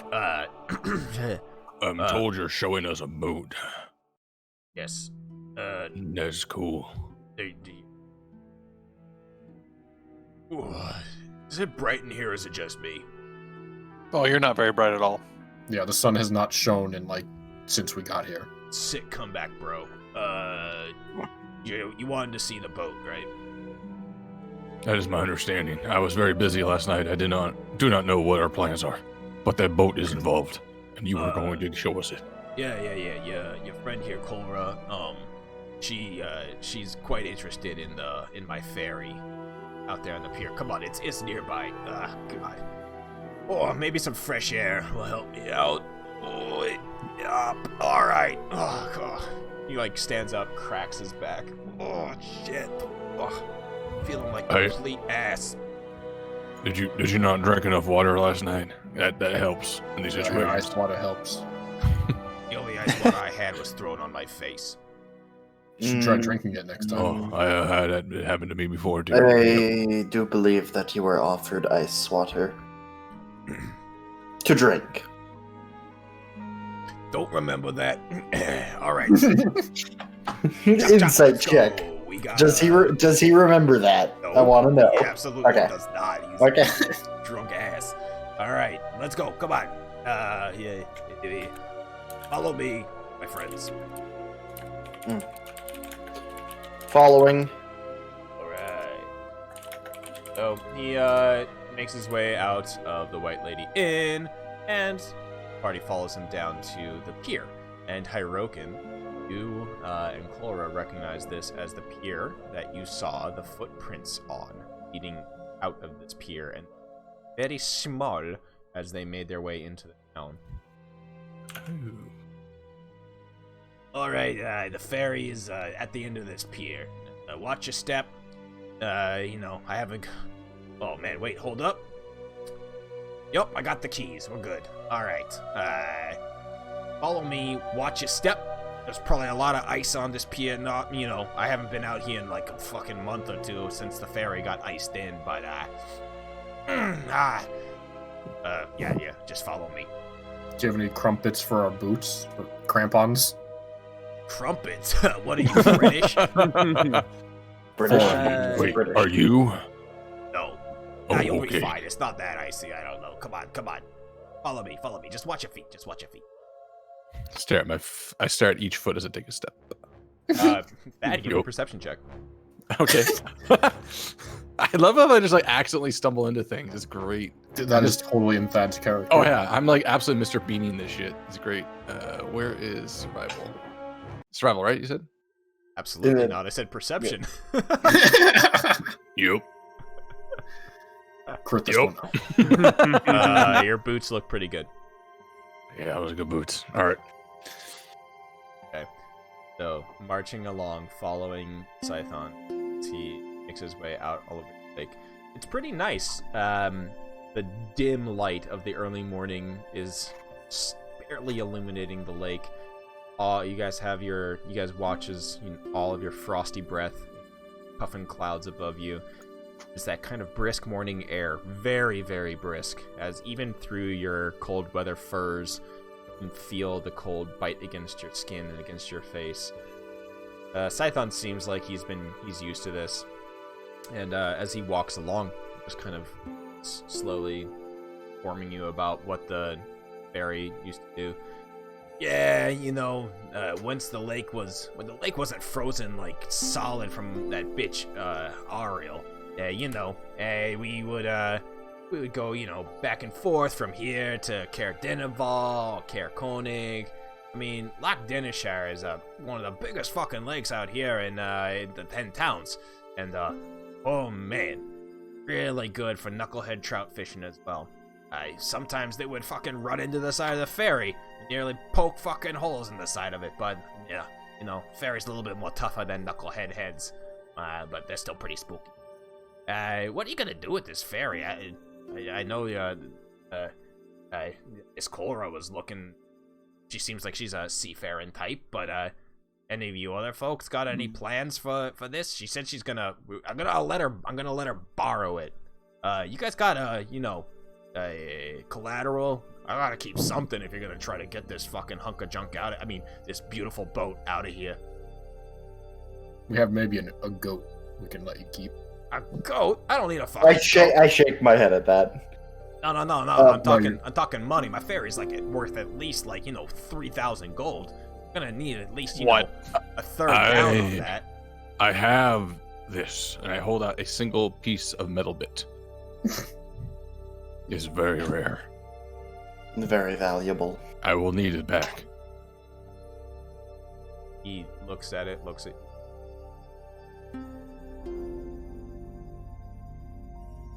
I don't know. Why is it so valuable? I do not know. That's some good confidence there. Jeez.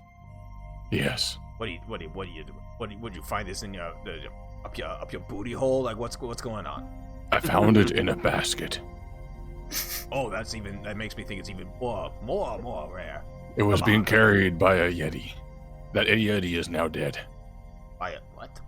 A who? A Yeti? Down here? Yeah, They're big, actually. right. I get those confused. They're large, furry animals. People, things. I don't know. They had a basket. Oh, very big, you say? Well, It was very big. Yes. Thad, give me a deception check, my dude. I would like to point out that I helped. Yeah, no, at advantage due to you two fucking jabronis trying to pass off this. Yes! The dream.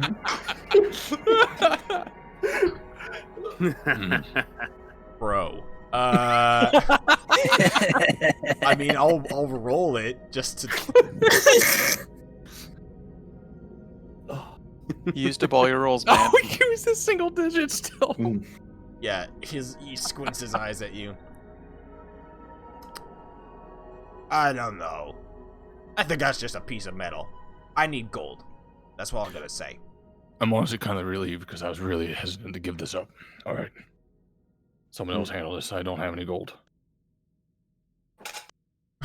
Well, when you come up with the gold, at least 1,000 of it, come talk to me. But I'm still willing to let you, see the goods. She's a beaut. Look, just over there. He points down the pier as you guys have been continuously walking. Is there anybody who would like to do anything as you guys were like walking along the pier? It's a pretty long pier. It takes you a couple minutes to really traverse it.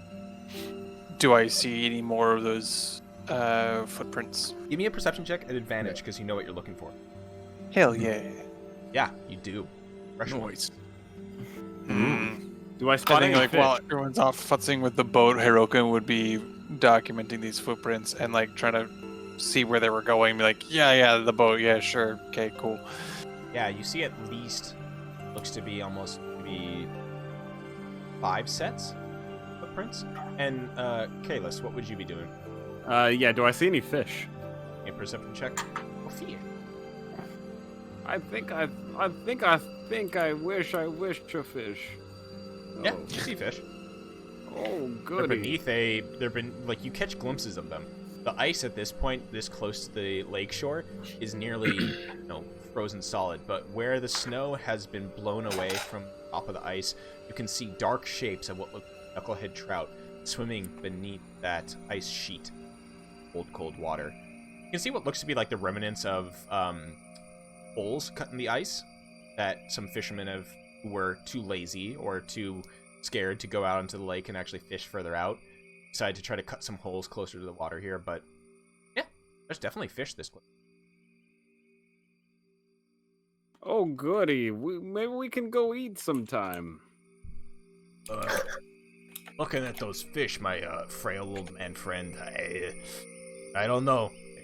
I feel like if you got one of those on a hook, you'd be down there swimming with them.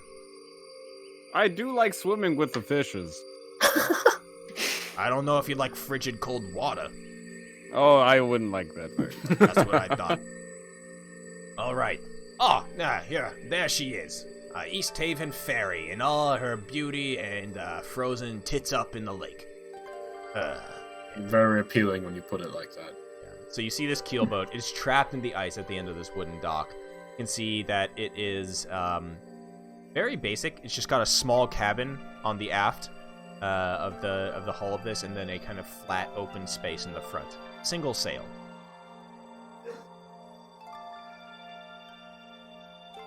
Also, I understand that Bluetooth is an absolute ass of Yeah, does this ferry come with Bluetooth? No, it has no Good. Bluetooth technology. It actually has Bluetooth jamming technology. Does Good. not actually function. Well, neither does Bluetooth, so Yeah, that's a given. All right. Well, he continues to describe that like this would be he used to charge just a small fee per person to transport people and cargo to the other lake towns of Lake Denishire, of Caer-Dineval and Caer-Konig. But right now, you look around you. It's basically hundreds of feet out in each direction. Looks like solid ice.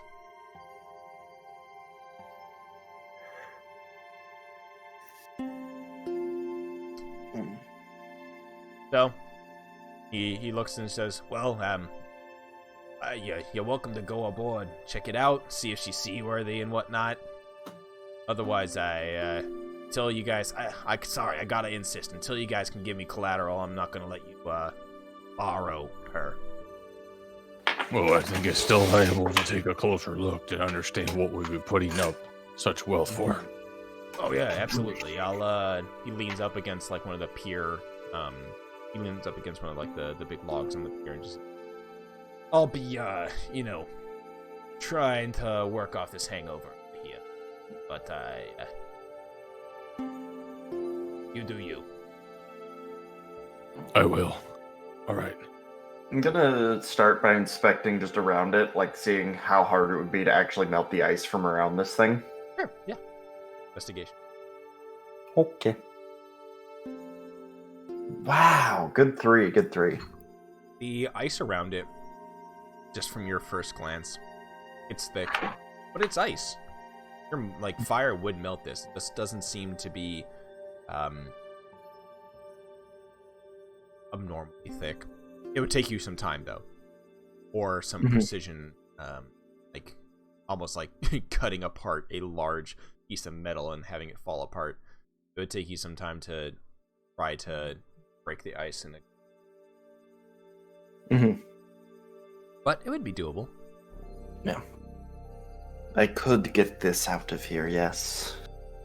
It would take some time, but it can be done. Yeah, and you look out over the ice and you can see that you would have, if there was a way, you'd have to try to think of a way that could do produce flame over and over, but it would be very slow going out to where the ice is and just like the floating ice sheets versus the solid ice cliff around that you plan. Okay. Let's see. I actually know exactly how I would do it. Demovan, what would you be doing out here? You're given access to the ferry.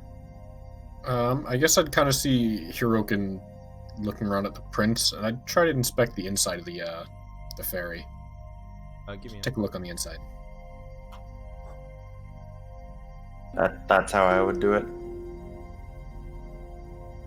I posted it in chat. Oh, just stick that in front. Yeah, flame blade, like literally just flame blade and just start cutting. I got 10 minutes to work on just cutting out chunks of ice. Yeah, no, very true. Actually. All right, let me bring the folks over. Ooh. Don't mind the fact that some of you will be in the water. Oh no! It's just cold and moist. Oh no, Kalis, he hates cold water. But I like swimming with the fishes. What a Do conundrum. we leave him in? Do we take him out? I don't know. Let's put half of them in, half of them out. Which half?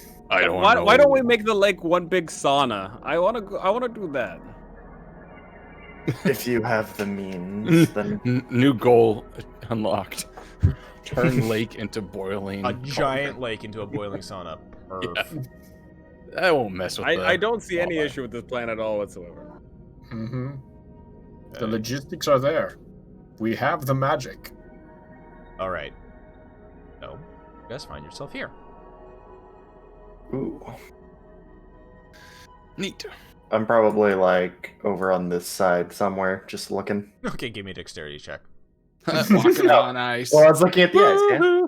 Yeah. Make fall on ass save. Dexterity. You watch as Crix, I don't know why do you just not slip? I have clawed feet. Come That's what I on. was expecting. Yeah, you just claw your feet into Dig the in, little gouges in the ice surface. Who cares about a little bit of frostbite? Clawed feet, solid. Yeah. Well, it's like I have my feet like wrapped, except for the claws, which are sticking out. You'll just set your feet on fire later to warm them up. Easy. Yeah. Exactly. All right. Well, Van, you're watching Hirokin. Hirokin, you have been following those, kind of like watching and seeing where people were stepping and walking and all that stuff. But footprints lead over the edge or up to the edge there, and then you can see them return as they walk along the snow-covered deck of the East Haven Ferry.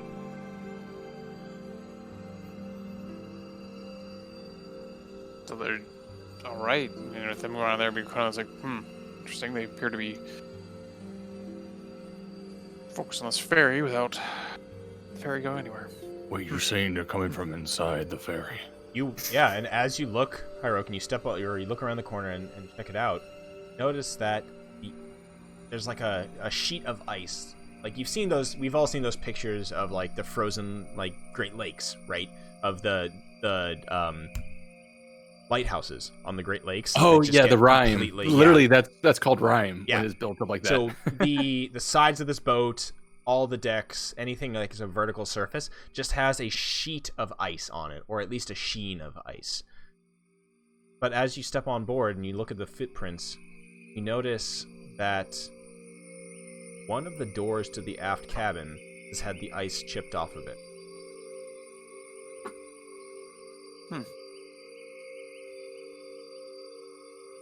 You seem to I don't believe we're alone out here. No, we are in our own company together. It is wondrous. Well, you as seem a to have- group, we are not the only group out here. I understand. I will follow you, large man. First of all, Okay, not sorry, a man. I don't know how to. I am sorry if I insulted I you. literally have a mane. Should I call you large man then? Hey, what's up, Maine? I like that. All right, Maine. I will follow you, Maine. Mane man. How's it going, my main? No, you can't see that. Oh, Are you saying I have unlocked the main card? you have your M card. Oh no. I would try to start like sneaking onto the boat to try to sneak over to that Sure, door. give me a stealth check. Hear anything? Oh, we're gonna do great things. Yes. Okay, cool.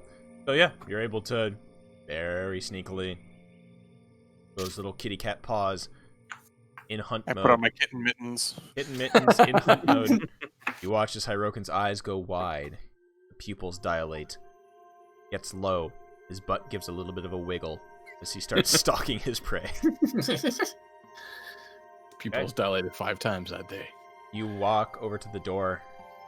The ice has been chipped off, and you can see that it has fallen onto the deck here. Door, like it hasn't been tampered with. Just had the ice chipped off. Just that. Yep. Basically like they- revealing the frame of the door so that it would be able to open. Huh. Alright. Well, maybe I don't hear anything that'd be inside it. Yeah, give me a perception check.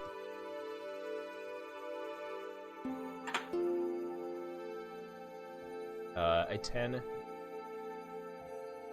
Hear the creaking and cracking of the ice, and I think what you also hear is just the kind of like of Crix, who's walking along the ice outside. I twitches a little bit as I get darn. My compadre and culinary delights is causing problems. Oh, just go ahead and open the door then.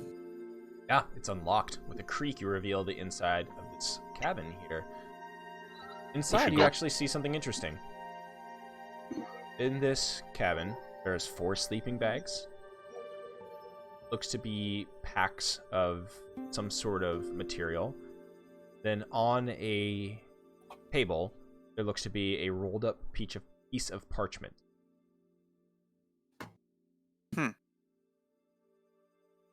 I would grab the parchment, I suppose. See if it's like a seal or anything on it. Okay. I will open the door.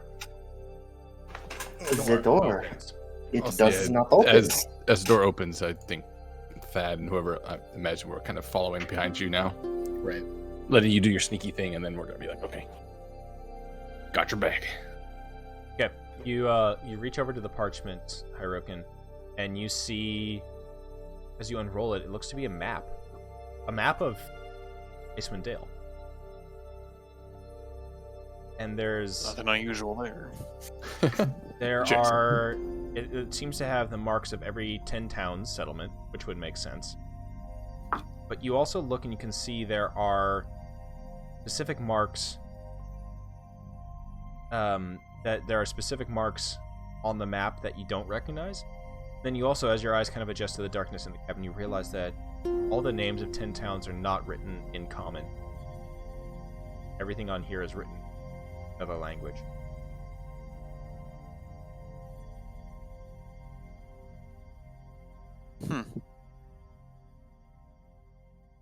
Is it a language that I've seen written before? Yeah, it's Dwarvish. Damn it, I don't. So as you're Does anyone in the group read As you're Dwarvish? holding I that, don't remember. you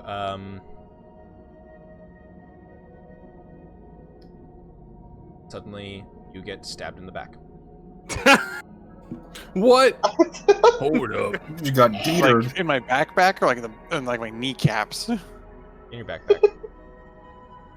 Oh no, that's dangerous paper. A 25. Oh.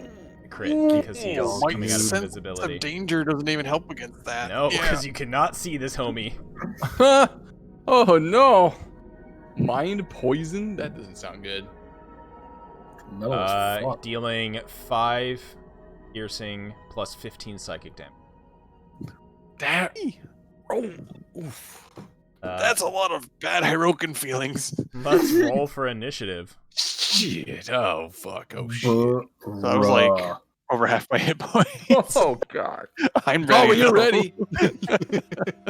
You son of a bitch.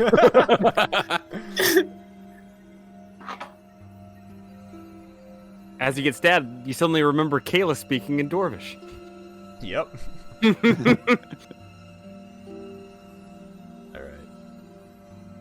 Earth. Stat death. Okay.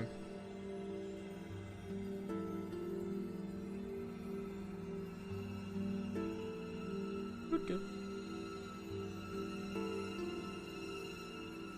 I'll roll for Derpy as she is not here. Oh, Keto. This peaceful music will have to go away. Get out of here. Let's go with that. Yeah, that's better. Okay. Soup kitchen? Oh, why am I soup kitchen? What? I don't know. Alright, Hirokin, your turn. You're up first. Yeah, just right away rage. Yep. Alright, let's roll on that And magical let's table. see what... Nice. Yow! I am in fact charging my laser. Yep. You shoop to whoop him. Alright, so bolt lightning shoots must succeed. Okay, so what's the... I forget what your... what's the DC on your stuff? Oh god, it con saving... I don't... Ooh. 10 plus proficiency, is it? Let me look it up. It's Because I didn't actually put anything in for it. Plus because proficiency plus probably your con. I think it's your con in this one. So you're... It would it's a be my wild, con. Wild magic. So it'd be 15. Wow. Thick boy. 8. Is that right? Let me look. 8. It'll be 13, sorry. Path of Wild Magic. 13. Checking. Wild Surge. It is 8 plus proficiency plus your Constitution modifier. Yeah, 13. Okay. I'll try to remember that. So, Constitution save, 13. He does not have any advantage against this, so let's see what he does. He does not have advantage. Normal roll, Mr. Dearth. Oh yeah, an 18. He does save. Yeah, of course he does. So we kind of like... I imagine like the poison kind of hits Hirokin in the back, and then just his glasses fall off, and then just something weird in his blood happens. Like trying to fight the poison, like this thing just kind of shoots out of him, and it, hits the ceiling or something. Okay, cool. Then I'm gonna go ahead and bop this guy. Yeah. Not recklessly. I don't think I'm quite ready for that yet. Okay, that hits him. So just got... All right, for nice. 11 damage. You have the war pick. Yeah, slams into him. He swears at you in Dwarvish, which Kalis understands. He's just fucking shite outside. And Actually, you turn... wouldn't be able to understand that. Oh, you don't? Oh, because you don't have comprehendo language. All right. So he will now. Kalis only speak Dwarvish. You can't hear it and understand it. Sure. It's all Latin to me. Okay. So he looks at you, Mr. Hyrokin, and his eyes flare, and he looks directly into your eyes as he will use Mind Mastery. Give me a DC 12 Intelligence saving throw, my dude. Oh. So this one it's only Dex. So, all right. I'm actually not that bad at these, probably. I'll use my inspiration on this. Yeah, inspiration. Nice. Yeah, yeah. Oh, good. All right. Yeah. So his eyes glow, but you resist the draw that he pulls upon, or you resist his mind mastery. You feel this kind of calling in the back of your mind, this voice in a language that you do not understand, urging you to take up arms against your friends. So instead, he just stabs you again. He sure does. For Cool. another 17 damage. Hirokin is down. 4 no, is it's only- reduced to 2. Sorry? So the 4 is reduced to 2. You're up, you have 1 HP. I have 1 hit point left, yep. Yeah. Oh, you're I got that. Sure. Okay. The cat's Valhalla stuck in is going to run on board, skid to a halt, seeing that you are hurt. And as an action, she is going to shove a flask into your mouth. Drink this. And Just wrap it in cheese for me, please. yeah, exactly. Take this bill. So you gain back 6 plus. You gain back 9 HP. Sweet. As she shoves a healing elixir into your mouth.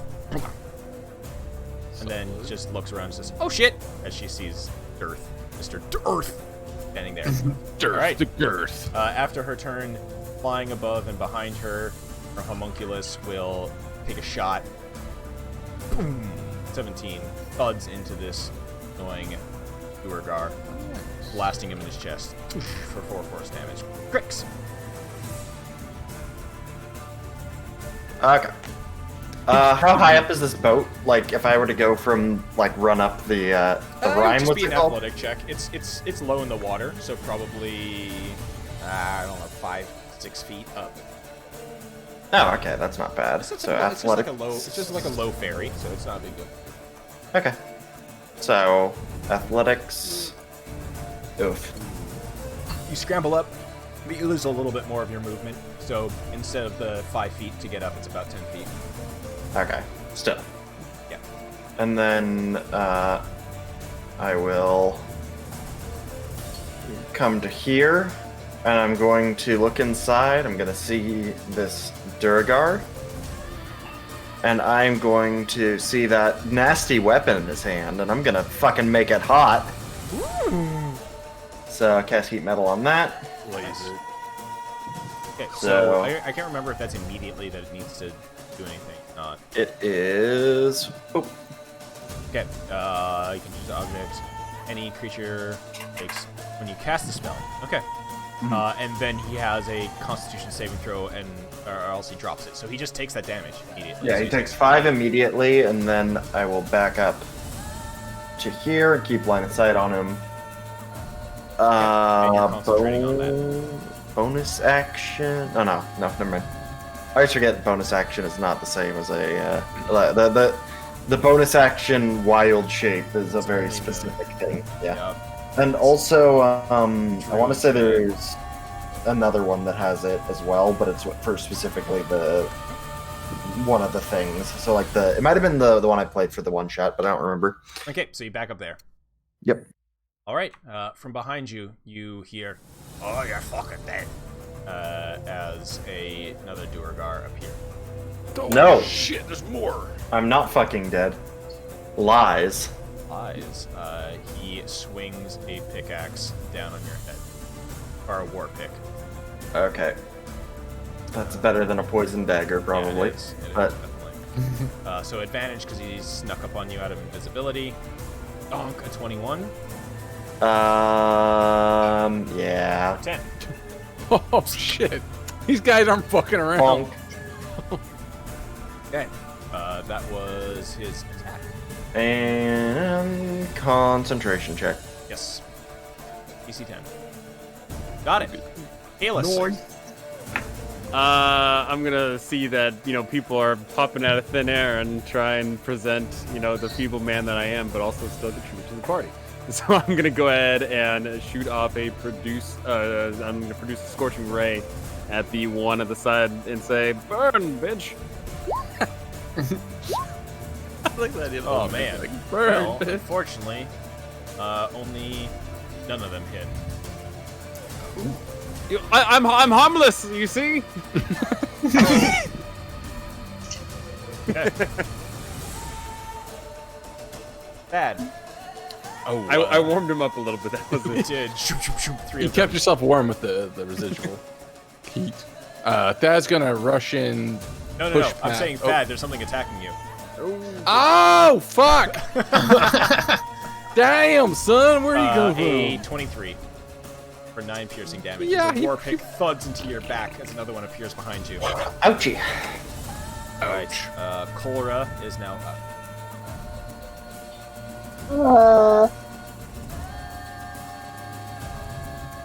Just seeing these guys appear, she's gonna just panic cast. Okay, on which one? Okay. A wisdom saving throw. Fails. Woo! Okay. She's like, no, you need to stop that.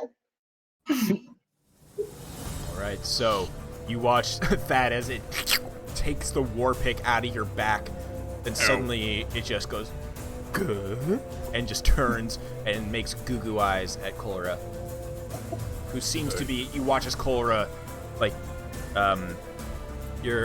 watch as Cholera just uses. When you cast or when you do your casting, is there anything special with it, Cholera? No, but it would be like very fey-y. Right. Probably. So like a flourish or something like that, very show-offy. That's almost a come hither motion, maybe, as this Duergar just does the Looney Tunes smelling a pie motion towards Cora. Bad. You notice that this one is now seeming to be, after it's punctured you in the back pretty damn hard. It is now looking like it is not a threat. Okay, so I do pick that up with the very obvious spell casting and reaction. Okay, in that case, I rub my back. I am sorry, Cholera. I need to make one more roll. Oh, It still fails. Okay, sorry, because it should have been at advantage because you are fighting it. And she's also going to do her cloak as a bonus action. Cool. All right, so you watch as the cloak flares up. Let's have some fun with these silly dwarves. Have more of them come to you. And Thad, go ahead. I think I rub my back.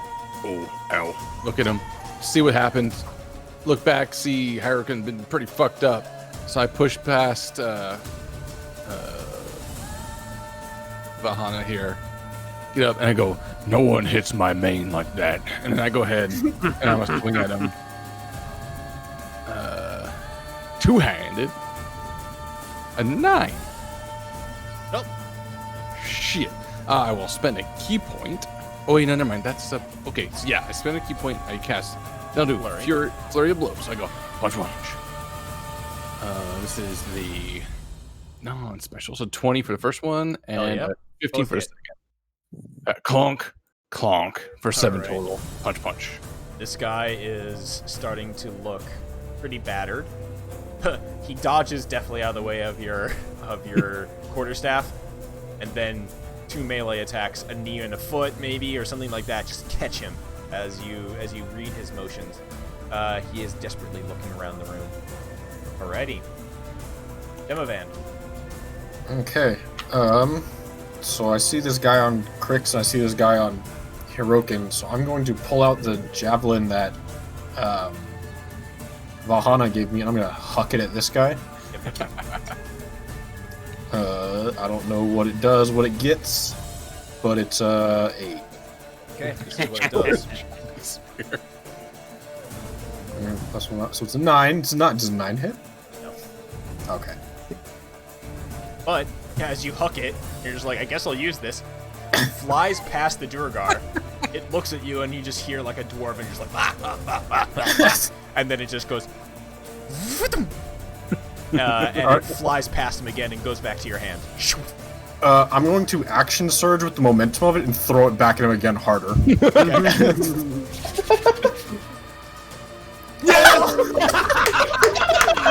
Okay, so here's how I'm imagining this. What the fuck? Yeah, that's It comes back. It hits him on the back on the way back, right? No, like no, it returns. I think it returns. I love the idea. I throw it. It literally comes back like with the momentum of it. If it like coming back in my hand, I spin around. And, like, you in the gravity direction coming. slingshot it. Yeah. Yeah. And what I was totally planning on adding into that is I am adding, because it says weapon attack specifically, I'm adding a pushing attack to this. Perfect. Because it says specifically when you hit a creature with a weapon. Yeah. So I think I can throw this guy backwards. It's a weapon. Yeah, there's nothing that it's nothing about melee weapon. This That's is the mega yeet right here. All right, Yeah, so 'cause this is a magic weapon. Okay, cool. So it does 13 plus 4, and then I get another. Do I get another D8 for a superiority die? Yeah, for yes, the you pushing do. attack. Also, it's a +1 weapon, so it's actually Magic and then another one? It's 14. It's just 14 because it's a +1. The +1 doesn't double. Okay. Yeah. So then it's so it's just a +1 plus. It's just 24 damage total. 24. Nice. Okay. Yeah. And he gets pushed 10 feet if he fails the strength save. Yeah. Yeet this man off the boat. He does fail the strength save. He is fucking. Yeah, he just laughs at you like, and it comes back. Gravity slingshot it, and he just gets fucking thrown off into the ice, battered, bloody, 24 damage in a single hit, slides across the ice, and you see a bloody red streak behind him. He needs to go 5 feet farther. Yeah, he's Yo, that's cinematic as he's now prone on the ground, or prone on the ice, nearly bleeding out. All right. Demovan, you gonna move anywhere? Yes, I'll move up here to Hirokin. Spear and shield out.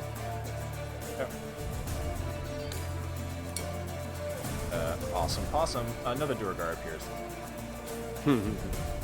No. Oh, damn it. Crix. No. Or pick. No. Critically misses. Slams to the ground. It's stuck there. Struggles to pull it out. Hirokin. I will. I just want to check the range on something here real quick. Oh, you can, as a bonus action, use that Shoop to Whoop beam again if you'd like to. Yeah, so I was thinking of it because there's the shoot to whoop beam, but there's also using being a kitty. I can roar. Oh.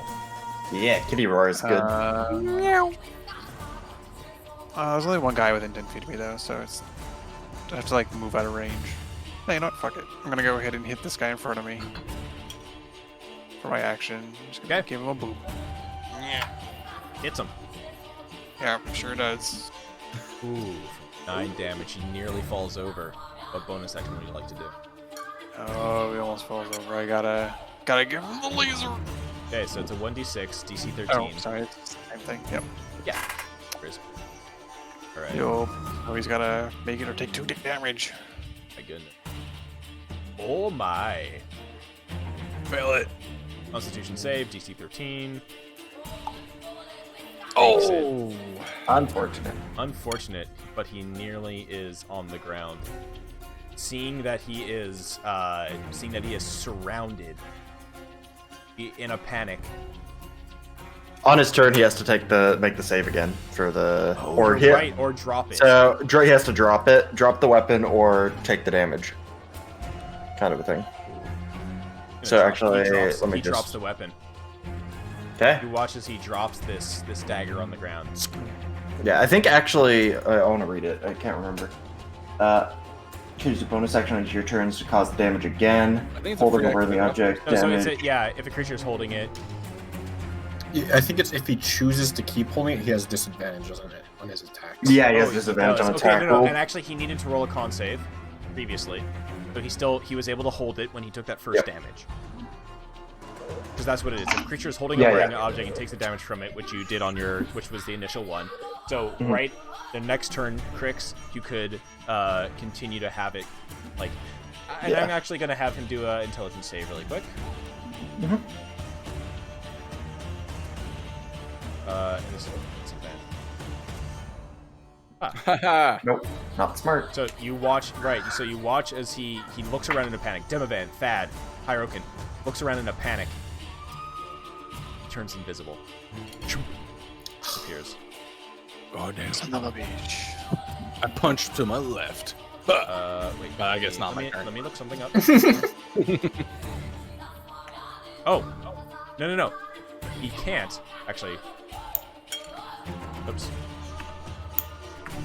Nope, he can't. Does not recharge. Nice. But Is he'll this reduce Bob back himself. there?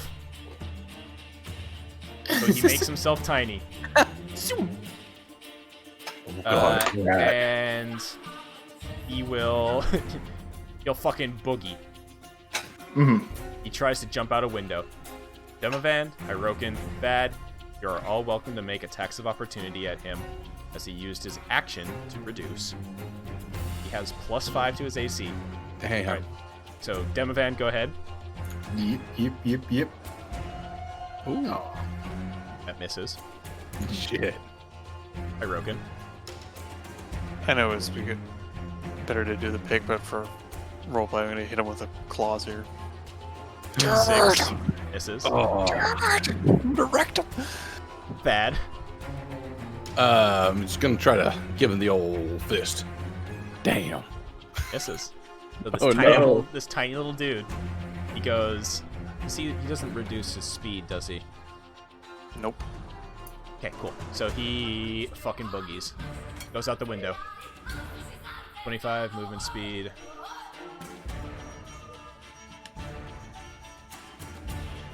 Alright. So he runs out this window. And appears on the dock. Starts making a run for it this way. He's playing the pillar game. Alright. So I just see like this tiny little dude. Yeah, just yeet himself out the window and he's just fucking sprinting his ass down the pier. Still holding the dagger though, yeah? He is, correct. Mm-hmm. Okay. It is Valhana's turn. I will I know you don't know what's going on. Valhana, there are two baddies over here. One of them looks like it's making goo eyes at Cora. The other one is trying to slap Fletcher, but has his pick embedded in the deck of the ship. And then there's another one way out there who is bleeding out, nearly dead on the ice after being thrown. After, you're gonna love this, Demovan used your returning weapon when he missed it the first time. Then it came back to him, and then he action surged, crit on the next one. Dope. Yeah. Fucking So he's blow nearly that dying. guy with your javelin. Yep. I'm a little mad that I wasn't present for your use of the spear or the javelin, but that is okay because it. All right. Well, there are two baddies not incapacitated right now. What would you like to do? I don't want to touch the one with googly eyes. Right. So I am going to let's see. I will my homunculus can't help, right? Sure it can. As an action, anything can help. Oh, okay. Well then I'm gonna help my homunculus. No, because my homunculus fucking wrecks. Sure. So I'm gonna have it can I have it go before me? No, it goes right after you. Okay. I'm just gonna use my, how far is, it's 10. Yeah, I'll use my spray on this bitch. Poison spray? On the non-ghouly item. On the one right here. Correct. Okay. Okay, he has advantage against this. And he saves. What would your homunculus like to do? It's going to strike at him. It's gonna So be it's a ranged attack. It is a ranged attack, so it would have disadvantage against the one that is currently in front of it. However, it would just be a neutral attack because he is currently, like, basically he's stuck in the deck, so he didn't neutralize itself. So just a straight roll. So yeah, go ahead. Oh, that will miss, unfortunately. Okay. All right, I was super effective. Crix, what are you gonna do? I am going to move. I'm gonna use my bonus action to make that guy take damage again. Okay. So is it just damage or? It's, I believe, just straight up it damages him again since he didn't drop it. He makes the action to cause the damage. Yes. must succeed on a con save. So yeah, I'll deal. No, he doesn't even have to succeed. It's the con save for Yeah. disadvantage. Otherwise, Yeah, he just deals con save. Yeah. So he takes another 4 damage. Okay, so you concentrate on that, and you close your eyes and have the spell take effect. Cora and Kalis, you watch as Dearth falls. Perfect. Oh, little dude just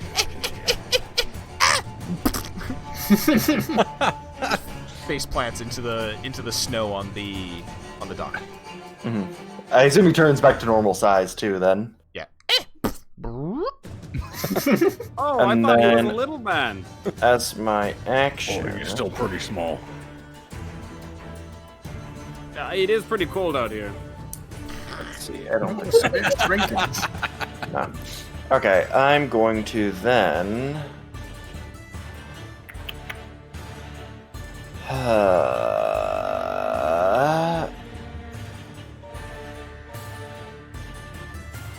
don't know, man.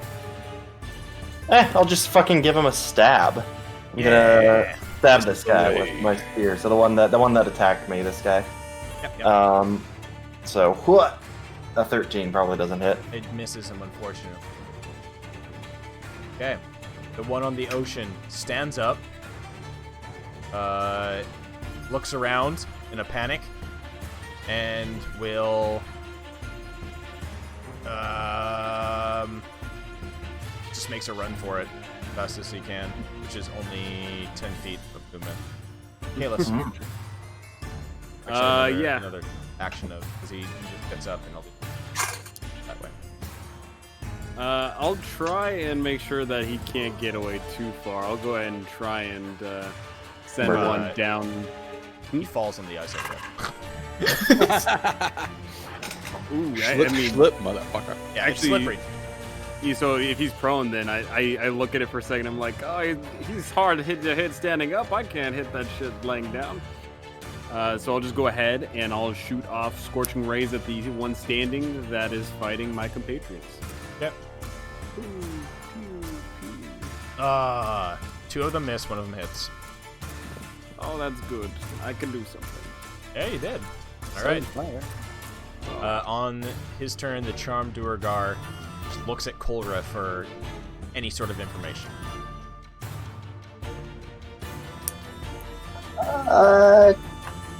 Don't tie yourself up.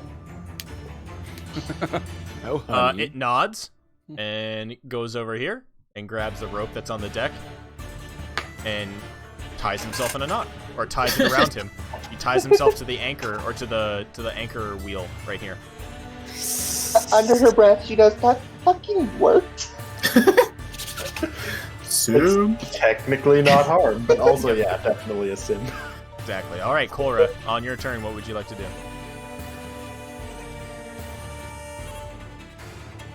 I mean, it worked so well the first time. Sure. Damn broke. Okay. He will save. He will have an advantage on this because he is being combated right now. But advantage. He fails as well. Huzzah! Yeah. So another charm person spell goes off. Well, you're quite persuasive, aren't you? Ooh, I like this. We have 2 new friends. Have that one tie himself up too. That was kinky. Cora had opened her mouth to say to tie himself up, and then she thinks otherwise. But then That's finally no relents. fun. Come on. Oh, All right.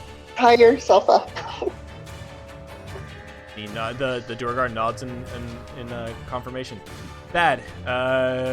Doesn't seem like there's anybody around you in the cabin. You look out the cabin door and you can see one Duergar on his ass on the ice.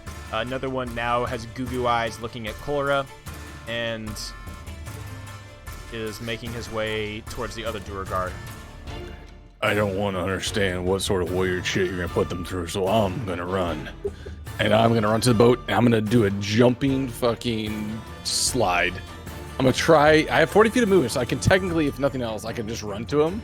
But I'm going to try to say I jump and slide on the ice to get to this guy. So give me a attack at advantage. All right. Advantage. I imagine you're just sliding while preparing an axe kick. Yeah, it's just a sliding quarterstaff's hit. So you're sliding on your stomach, that as you're just swiping in front of you with your quarterstaff, almost like flying towards him. Minesweeper. Yeah, and just looks at you in a panic as he's scrabbling to get his ass up. You clock him across the head. And Donk. Unconscious, dead. Oh, that's right.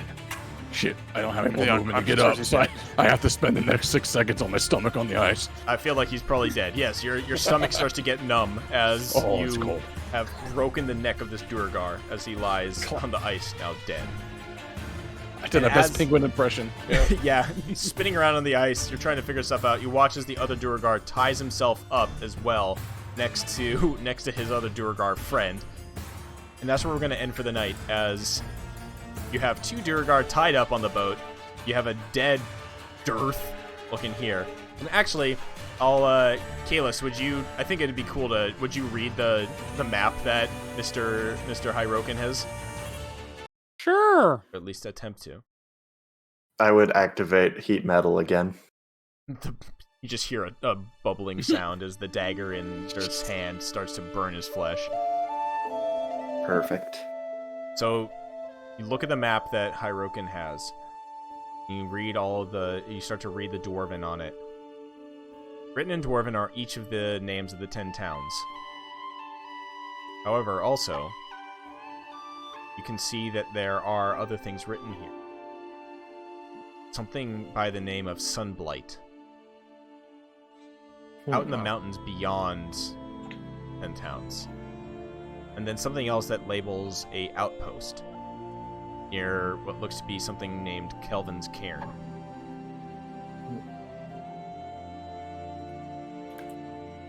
You look over, see there's 2 of these Duergar ready for questioning. That's where we'll end for... Hooks to go through. I love it. Oh, and Especially FYI, in terms of the boat, Cora, Mr. Scython is wanting some collateral payment before you can take over this craft. Yeah, I have some questions I need to ask you, but later. Okay. There might be some good stuff to persuade now that you've rid his boat of a Duergar pest menace. You've done some pest, fumigating, I guess. But all right. Awesome stuff tonight. Lots of interesting characters that you guys and gals have met. I enjoyed your banter with Velen. I'm sure she'll pop up again in the future, along with her. I think I can make her a steady person.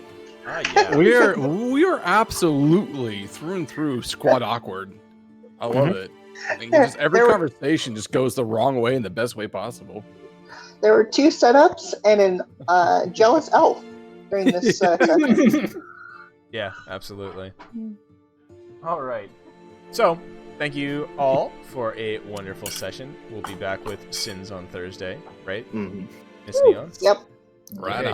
on. All of us here, remember to level up your characters for Sins. I still need to do that. Everybody should do that as well. We 5 now, right? Yes, I believe so. Okay, I think I'll go double check. Oh yeah. I already leveled up then. I didn't know. There was I don't massive think it power does. spike. My headphones cut out. What did you say? Oh, I just was giving everybody a reminder to level up their characters for Sins. Oh, yeah. You already have not. As big smacky boy, level up is easy. Smack so hard. Wizard Artificer, not as much. I got a lot of stuff You got a little bit of homework there. I got some Comes with the homework, class. for sure. All right. Thank you, everyone, for a solid session. More shenanigans in East Haven. Love it. Good job with the wet trout. I forgot. All right. Good night, everybody. Take care. Yep. All right, good night, guys. Night. Alrighty. Look, I got a derpy here. Thank you for everybody who was hanging out with us this evening. Appreciate it greatly. I'm Skuznugget, your DM. Tonight we had Dimovan Apationas, played by Wabugi. Hyrokin, our Leonin friend, played by Porkins. Kalis, our human, I'm always cold old man, played by CW3, aka No Fun Allowed, aka Claire Bear. We had Crix, Fletcher Crix, played by Gastroy, our hot lizard. Polra, our weird bird thing sailor, played by Neon. Valhana, our 400-year-old Eldrin elf artificer, played by my wife, Derpy Gecko. And Thad Crunknuckle, the belly-sliding penguin boy who kicked the ass of this dude on the ice, played by Chuckle Smash. If you did enjoy this stream, we will be back playing some other fun stuff, including probably Valheim future, as well as other hot garbage, but mostly playing D&D on Tuesdays here with Rime of the Frostmaiden, playing another D&D campaign. This week it's going to be the Sins campaign, helmed by Neon Pulse. She will be the GM for that. Most of us will be playing it as well. And the following Thursday we'll be back to a fungus campaign. Quite fun. But we'll be back with more Rime next Tuesday. Thank you everybody for hanging out tonight. Skuznugget everywhere. YouTube, Twitter, Instagram. It is what it is. Good night, folks.